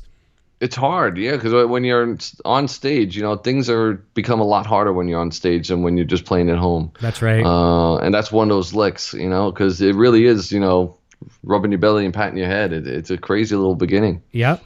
And that's another thing too, like you were talking about your daughter learning drums and guitar and things like that. Having people having a multi instrument upbringing will help a lot with that too, because the drumming, hand-eye coordination and different timings with different appendages, so that can help as well too. I would love to have, I've watched a million videos of him teaching it. I would love to have him teach me personally one time. Just have him get me to relax, and maybe there's a certain thing you have to focus on, not just the notes, just the approach. Yeah, it's crazy. I mean, probably the key is just to start really slow and just put a real slow metronome. You just want to do it, So yeah, I'm terrible with that, trying to practice slow, and then I just I go full speed. Of course, because you want to do it like the record right away. Yeah, exactly. I don't have the patience to just keep it slow and steady and build up. And I'm a hypocrite too, because I tell my boy all the time, you can't play it like the record the very first time you hear it. And then here's me. I want to play it just like the record the first time I hear it. Exactly.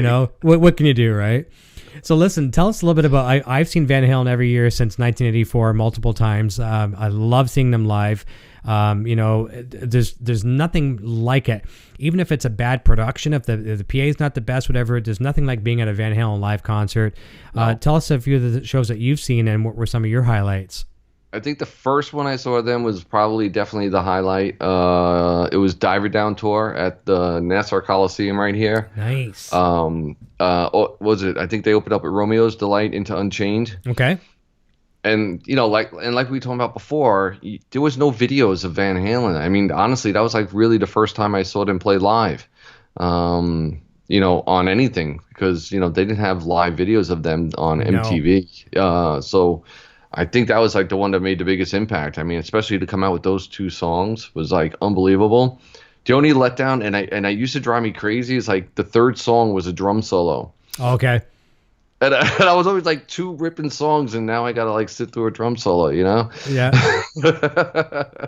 But I mean that show is probably definitely the peak of that's the Van Halen show for me in my mind.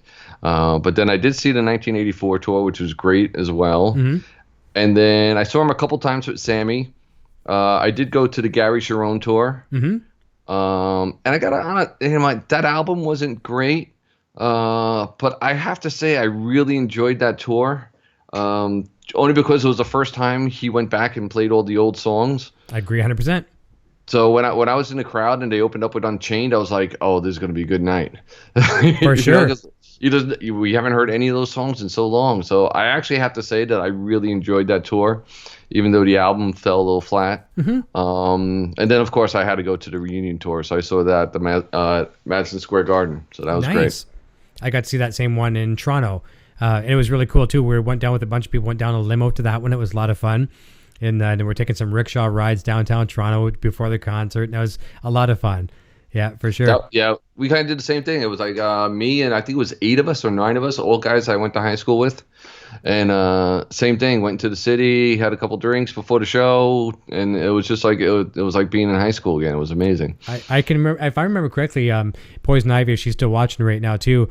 We had a couple, we went down the limousine and having a couple drinks and things like that. And I seem to remember some of us, and I don't think it was me, but a few of us, we ended up tipping the rickshaw. There's too many of us in the little carriage. And it ended up tipping over, and a few of the people actually spilled out onto the street. Oh, no. Yeah. And I think the driver, he's just doing his best, to pull this weight of people. It's probably about 4 people over the limit of the weight. Poor guy. And I think we tipped him well or something to make up for the damages. But yeah, it's great to be there. The 3 tour as well too, fantastic. But here's a question. I talked about this on my podcast the other day. I do an audio podcast on iTunes too, not as much as I do the talk show here, but I like to try to contribute that way. And I talked about these rumors of, well, they're not rumors. Sammy's out there saying things, he'd like to get back in the band, and I don't doubt that he does, and saying, I would only do it if Dave agrees to do this, stuff like that. So I talked about on the podcast saying, here's my thoughts and my wishes. So number one, I do think it's going to happen. I think you'll see that happen next year. And I think it'd be great to see them come out, do a 3-hour set, like a show like Rush does kind of thing. The first hour and a half or hour and a few minutes is the classic Dave era, and maybe some deep cuts that we didn't get to see in the last few tours with Dave, which were great. And then an intermission, and then Sammy era stuff.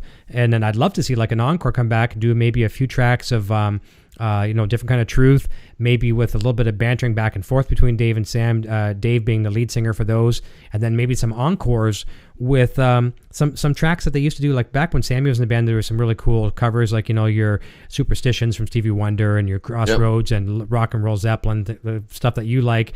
And then maybe even throw some tributes to some fallen heroes like your David Bowies, and which they did back in the club days anyways, Gene Genie and things like that.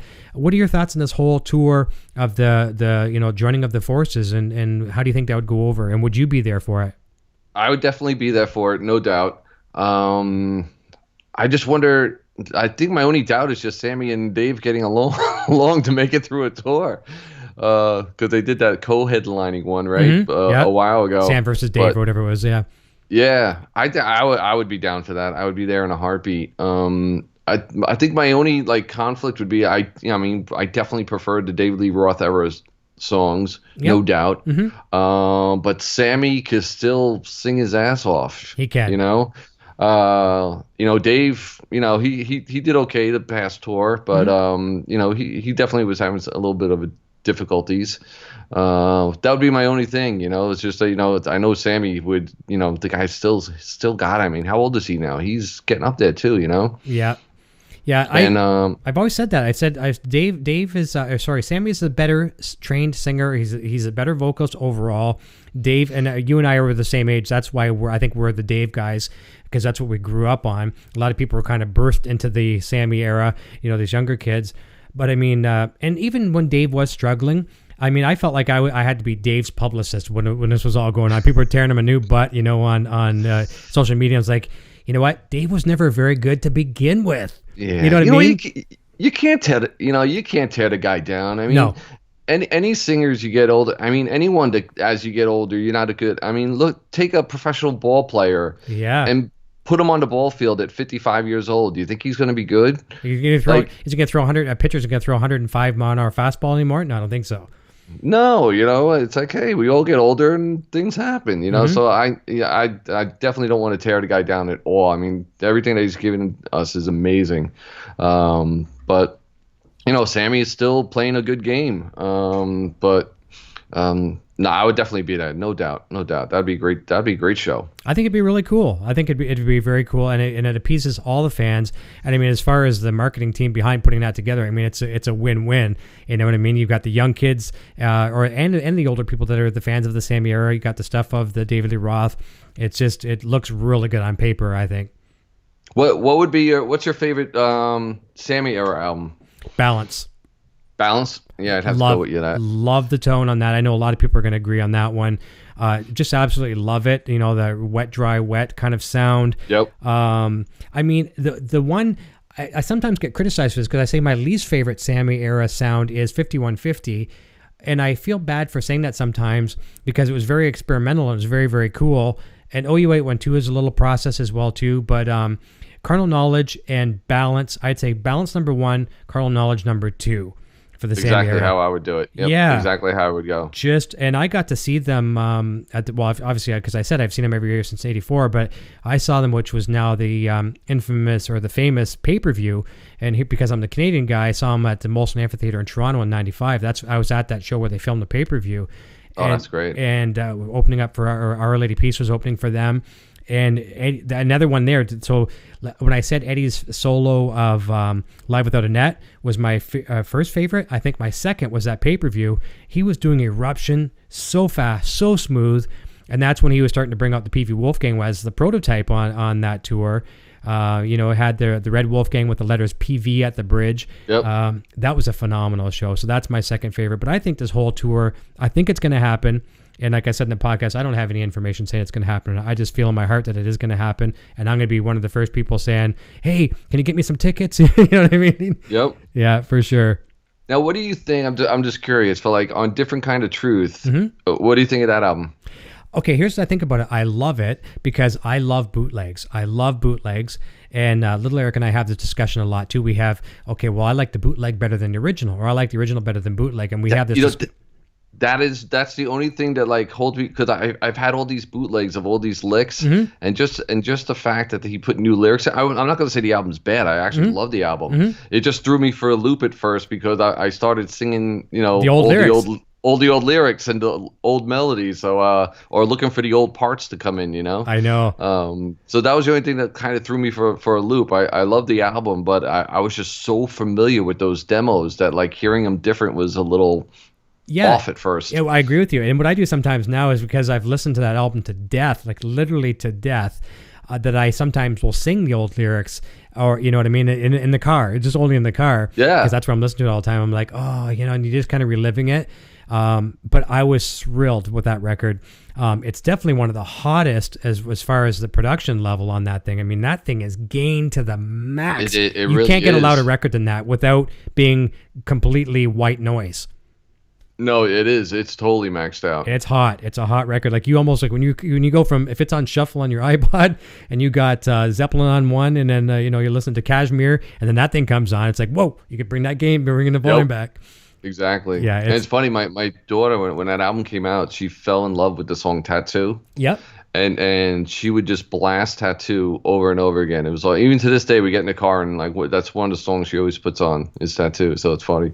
Yeah, and that, it's a tough one too, because that's the first thing that we were treated to as far as the general public, as far as the release. And I had some of my friends that knew I was a Van Halen fan, and even people that were closet Van Halen fans saying, oh, this, and even when I worked on radio, I had some of these program directors that I worked with in radio saying, and the rock stations that we were part of, oh, this is Van Halen. I'm like, guys, don't judge Tattoo. Don't judge Van Halen with Tattoo. It's a good tune, but don't let that be your deciding factor. Then when No, they I wouldn't released, judge the whole album by that. No, definitely not. yeah, and then when they brought She's a Woman out, which was one of my favorite bootlegs, I mean, that just kicked.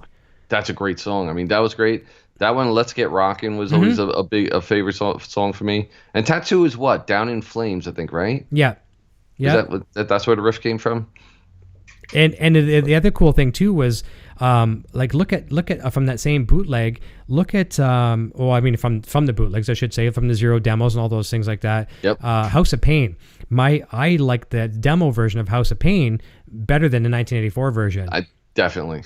Thundering double bass, just the whammy bar dives, all that kind of stuff, just absolutely insane.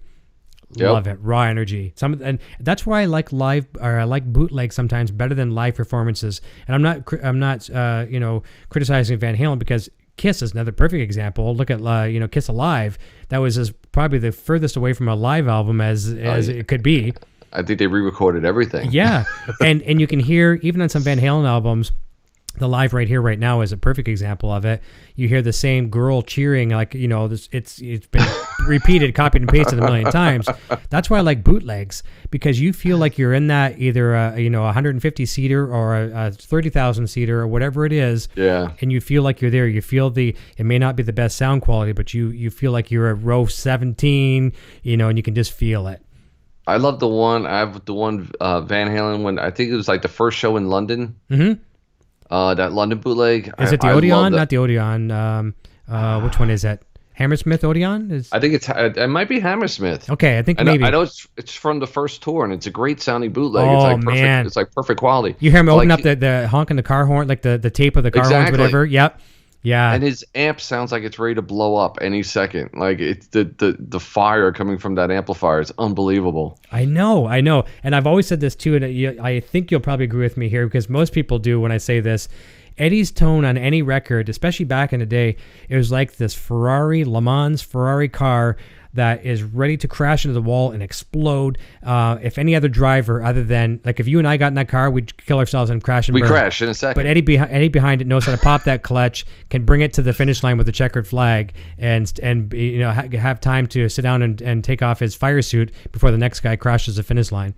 Exactly. And it sounds like that. It really sounds like the amplifier is about to fry any second. I know. It just has that sound to it. It's amazing. It sounds great. But you're exactly right. I think if in the hands of anybody else, it would just be a mess. Can you imagine us right now? You and I get on the stage, okay, and the guitar tech passes us his guitar. We're going to pick it up, and we're probably going to squeal like a bugger because we don't even know how to control that feedback. Yep. You know what I mean? And we talk about Joe Satriani having the feedback control.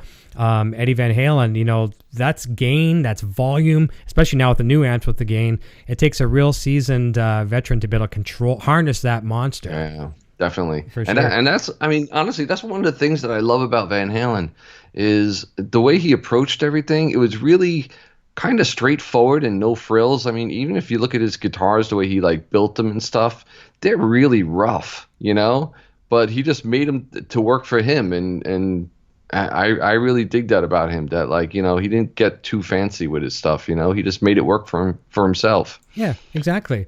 Here's a good question in the chat here too as well. And I missed a few. And I'm gonna try to circle back if I can. Craig, a Guitar Wannabe, says, "Did you judge '84 with Jump?" And no, I didn't. Actually, as much as that was a different direction, I mean that was awesome. I still love Jump today, especially that version. Like the live versions are cool and stuff like that. But that was awesome to hear that. I play Jump every single weekend. Yeah, I bet.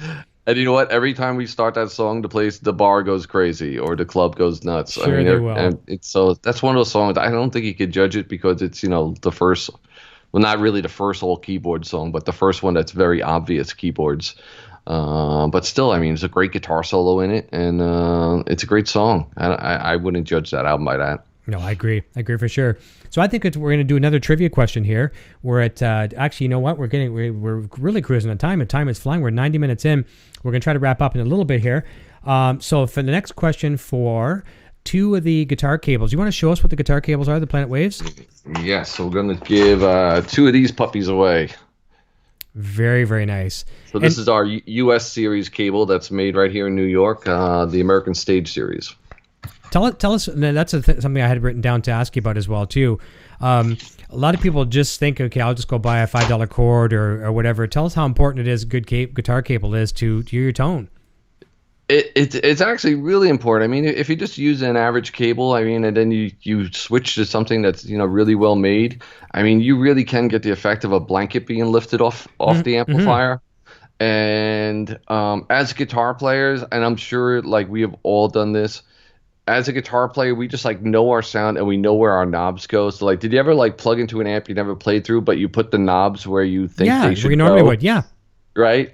And then you plug in and you're like, if the amp doesn't sound good immediately, it's like, it's not where you put the knobs. It's the amp's fault. It doesn't sound good, Yeah.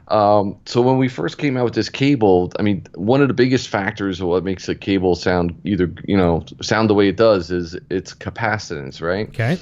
And that's just the resistance to the frequencies, how easily the frequencies can get through the cable.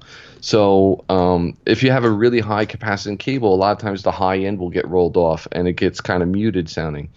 So we were like, let's make a cable with like crazy low capacitance and it'll be the best sounding cable ever. And all these frequencies will come through that like people aren't used to hearing and it'll be amazing, right? So that was our theory. So we made this cable that was like, it's just how it's measured, 10 picofarads per foot. It's like a really low level of capacitance. And we thought it was going to be amazing. So we made these cables. We gave them to a whole bunch of people, and we brought people in to test them. And, like, unanimously, everybody hated it. Like, just hated it because there was so many high frequencies coming through that people weren't used to hearing. Okay. And instead of turning the treble knob down to make it sound good like you would, people were just like, no, it's too above. Like, no, you turn the treble down now to find where it sounds good.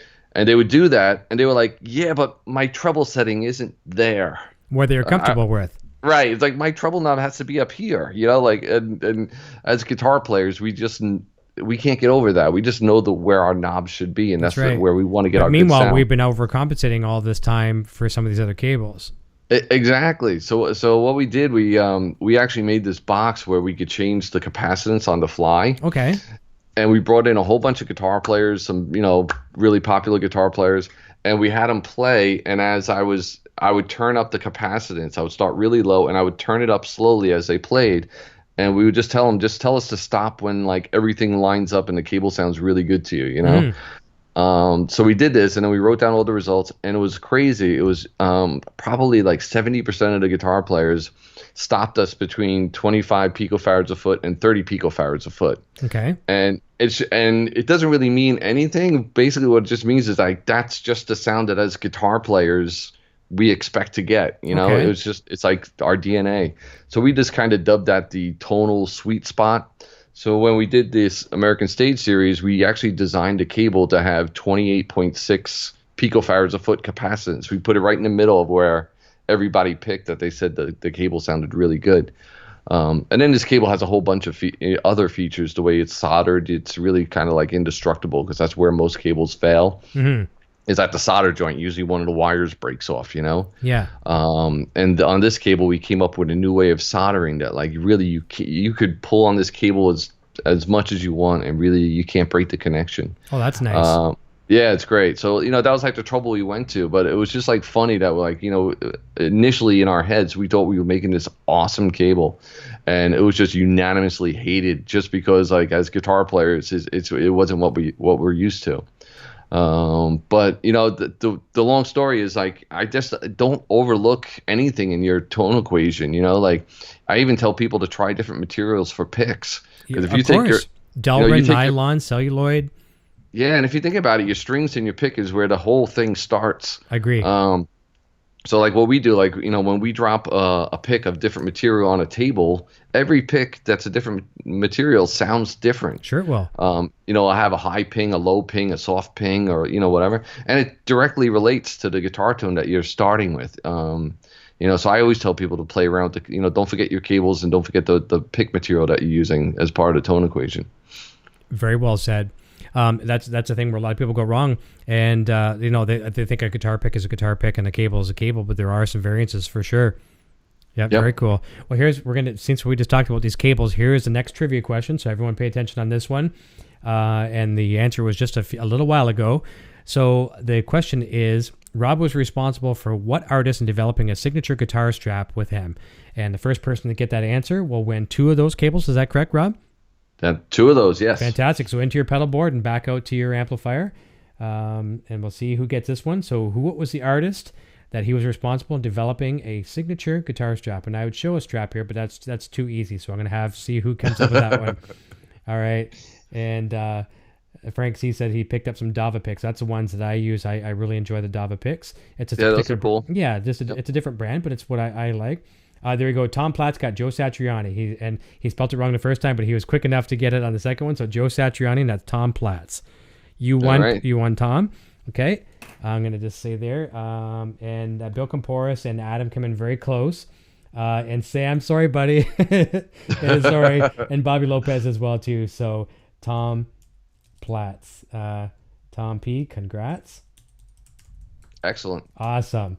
All right. And because we're running a little bit late into the program, I mean, we can go as long as ever, but I don't want to monopolize all your time, too. We're going to go right into the third question, all right? So, everyone, we're going to go right into the third question. And this one's going to show you who was paying attention recently, because I said the answer was in my iTunes podcast. Okay. So, here's question number 3 and final trivia. We got to show the prize. Yeah, go ahead and you show that. What do we have? We're going to give away a pedal board kit where you can custom make your individual patch cables in between your pedals.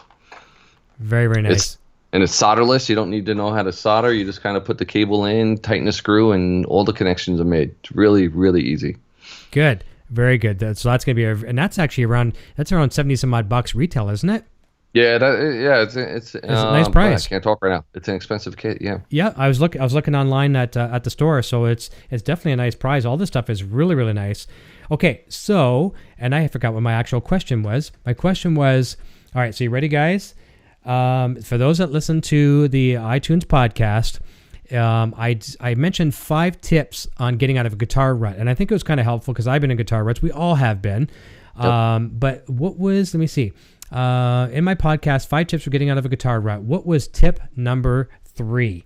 So tip number 3 of getting out of a guitar rut. So anyone that can get that one, and I'm going to get the pen ready just in case to have it handy.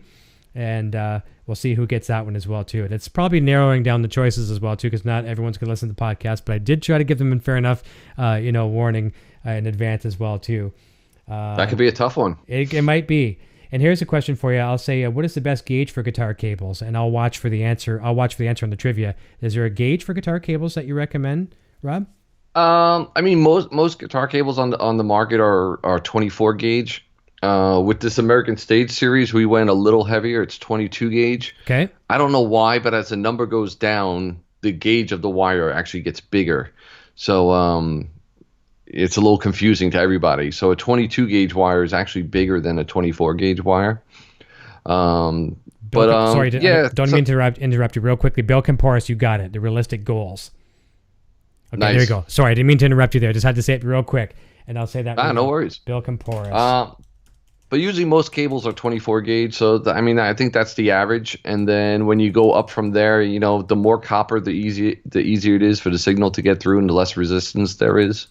But you don't have to go crazy like speaker cable thickness, no, of course, yeah. So 24, 22 is perfect. It's funny too that you mentioned that too. Some cable companies out there, and I don't even know if this cable company is in business anymore. I won't mention their name just because you don't speak ill of the dead. But I was endorsed one time by a guitar cable company, and the biggest thing about them, their selling gimmick was the worst part of them. It was a special end that they had, And I'm not talking about George-L's. I still like George-L's, not those guys.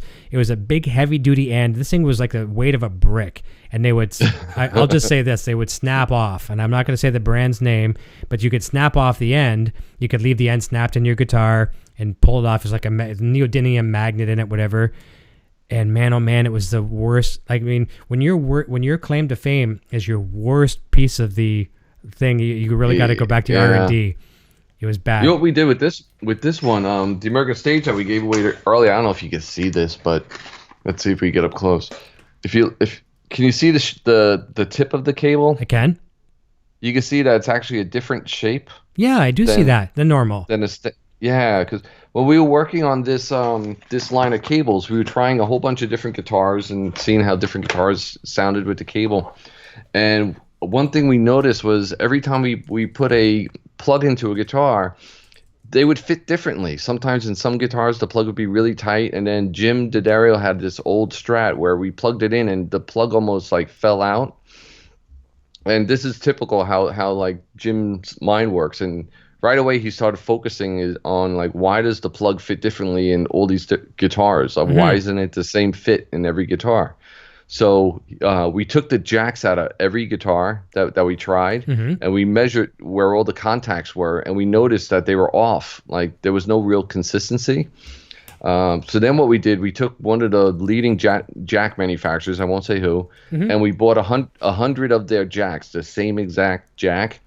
And we noticed that there were variations in those, even though when we bought, and it wasn't like a lot, it wasn't like they had terrible millimeters or quality control. It's just little amounts, but it made a difference the way if the cable fit into the jack. Because if the arm that connected the tip was a little bit long, sometimes it wouldn't snap in as good. And same problem if the arm was a little short. So Jim, his idea was, why don't we change the shape of the tip? So we made like the bulbous part of the tip come out longer, so that if you had a short leg, it would hit it sooner and fall down. And then if you had a leg that was longer, it would actually go past, fall down into this enlarged gully here, and still make a good contact with the tip. So it's encompassing everything that you could possibly think of. Yeah, so it's making up for all that little variation. And with this plug, I mean, pretty much any guitar you plug it into, you get a nice solid click, and it holds in really tight. So we call that the Geo tip. Okay.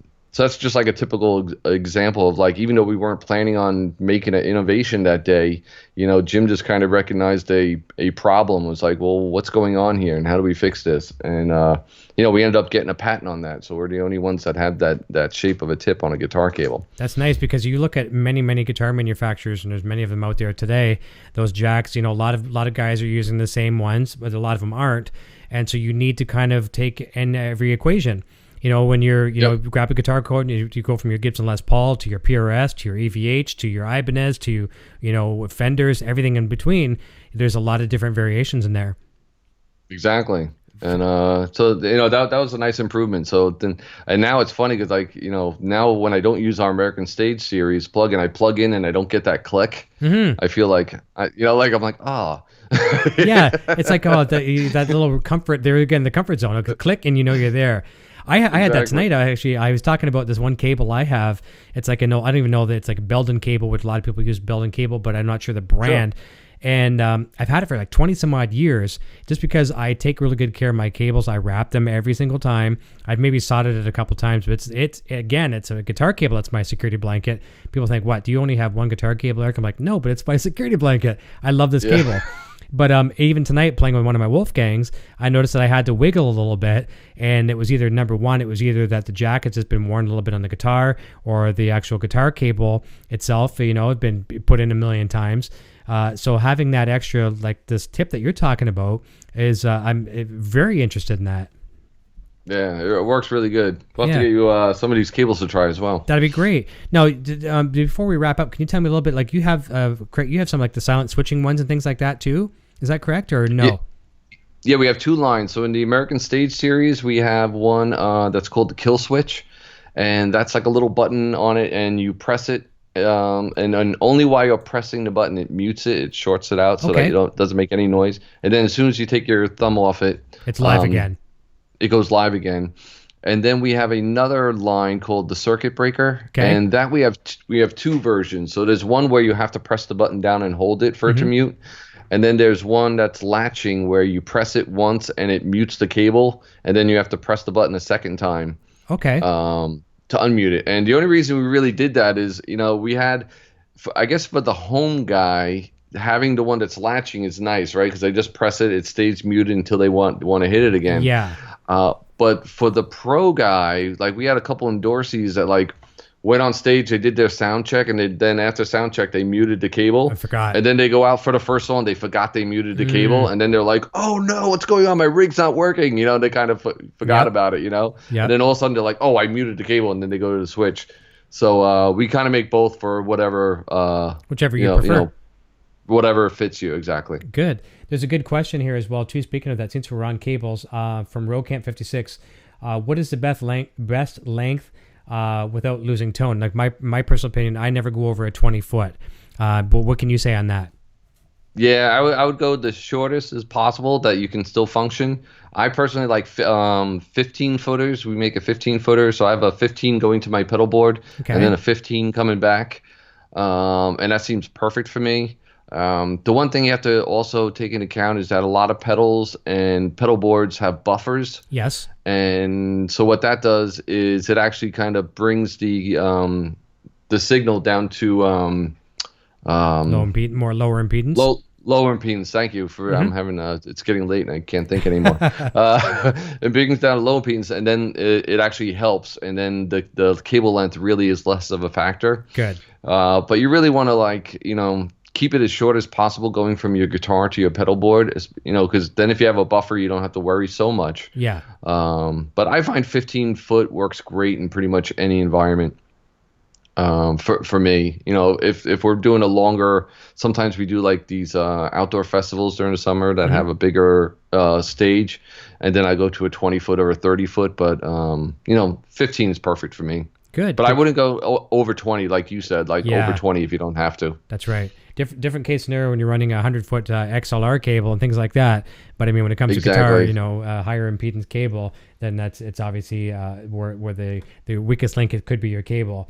Yeah, and you'll hear it. I mean, if you're running if you had like two 30-foot cables, it going to your effects and then back to your amp, you're going through like 60 feet of cable before the signal even hits your amp. I know. And you're going to hear your high end roll off for sure. Definitely. That's right. I'm getting a sense of weird tone. What's the matter? Well, you've got almost 100 feet of cable between your board and your amp. Exactly. It's going to affect it. That's right. No doubt. That's right. Well, one thing for sure, I think we've learned a lot tonight about D'Addario, the cables, the products, the Planet Waves, everything. We had a great turnout in the chat. Still at this hour, 48 people watching, 39 thumbs up. I really appreciate that. Rob, I had more questions for you, but I want to save them for a rainy day because I'd like to have you come back maybe towards summer or so if you'd be interested in coming back, and maybe at that time maybe do a little bit of performing for us as well too. Yeah, I'd love to come back. This was fun. I really enjoyed the show. Oh, awesome! Thank you very much for getting some good comments in the chat. Michael Smith, Eric, can you ask Rob what made him decide to pursue this line of business? Very interesting field to work in. That's a great question to wrap it up on. What got you into this field? I'll be honest with you, it was a little bit of an accident. I actually was working retail in a music store, and that's a tough gig to do for a long time. It is. I feel for all the salespeople out there. And then I took a job at D'Addario, just being part of a sales team, calling the stores and getting orders and stuff. And then at the time, the guy that was running accessories, he actually wasn't a guitar player. And he knew I was a gearhead, so as they were like developing new products, he would always come to me and like, Rob, what do you think of this? And I would just kind of look at it and play around, and I, just give him my honest opinion about it. And then this went on for a little while, and then one day I just got called into the vice president's office, and he's like, "Yeah, starting Monday, you're gonna go to work for Jim D'Addario." Sweet. And it was it was like, wow, that's cool. And at the same time, I was like, wow, it's a little intimidating because, I mean, working with Jim, he is one of those, like working with him and Ned Steinberger, those are two like insanely smart guys. I mean, I learned so much from those guys. It's incredible. And I don't know if a lot of people know this, but like Ned Steinberger, he invented, of course, the Steinberger guitar. Eddie Yeah. played one, right? Yeah. He doesn't play guitar at all. He has no clue how to play guitar. Like Leo Fender. Yeah. Yeah. And it's like, well, how did you design a guitar when you don't play it? And he just Engineer. looked at it from a different avenue, which is why there's no headstock. It's so different, right? Yep. And he just looked at it from an engineering mind. And, now he's building all these violins and cellos and stuff with the same type of concept. And like, it blew my mind that he could design a guitar like that and not play the instrument. And that's where the musicians took it a step further and could do these crazy things with it. He gave the blueprint and the vehicle to get there, obviously with a great engineer's mind. And some of these guitar players like your Eddie Van Halen's, your Alan Holdsworth, your Vito Bratta, these people like that took the Steinberger trem and went crazy with it and really voiced it as well too. It's amazing, and I really feel honored, because sometimes I'm privileged that we'll be in like a meeting working on some new products, and Ned Steinberg will be there and Jim D'Addario's there, and a couple of the engineers, and it's just an amazing room to be in. To see Jim and Ned like hash ideas back and forth. You kind of just sit back and let the fireworks go. Yeah. You think so about that, like I could be working in the sewers in New York, being a pipe fitter or a cable guy or whatever, but you're doing this. The days can't be too bad. Yeah, so those are the moments that I really appreciate. That I mean that's a lot of fun, just to be in those rooms and just be part of that team, hashing out product ideas. Yeah, that's awesome. Well, listen, thank you so very, very much. And don't go away, but when we hang up here, I'll say goodbye to you off the air. But thank you very much for giving me 2 hours, and the guests, the fans here tonight, 2 hours. Usually I do 90 minutes on the show, and the time flew tonight, so we learned a lot. It was a heck of a lot of fun. I know people right now, everyone over in the chat is just absolutely loving it. And I'll look forward to having you back for sure. And we're definitely going to be talking a lot off the air for sure. Definitely. I loved it. It was great. Awesome. Well, listen, Rob, you have a fantastic weekend. I'm going to collect everyone. Go to the Facebook page, facebook.com/EVH Gear Discussion. Send me a message. And we've got Frank C., Tom Platz, and Bill Camporis were the winners of each one of those prizes. The box of strings, the cables, and the pedal board kit. And I will forward your contact information off to Rob. Rob will send right from headquarters or right from his home there. Yep. And we'll get those off to you right away. And I'll look forward to having you on the show again in the very near future. Please go to evhgeardiscussion.com. You can see who else is coming up on the show. A great line of guests coming up as well, too. And look forward to seeing you guys and girls more in the chat and seeing you real, real soon. So until next time, I'm going to turn over to the little man here, and he'll tell us what he's playing and what his name is, and we'll talk to you real soon. Everyone, talk to you real soon. Cheers. Have a great night. My name is Eric, and I'm playing left-hand guitar. Video production services provided by Design 39 Media. Visit design39media.com for all your website, photography, and video production needs.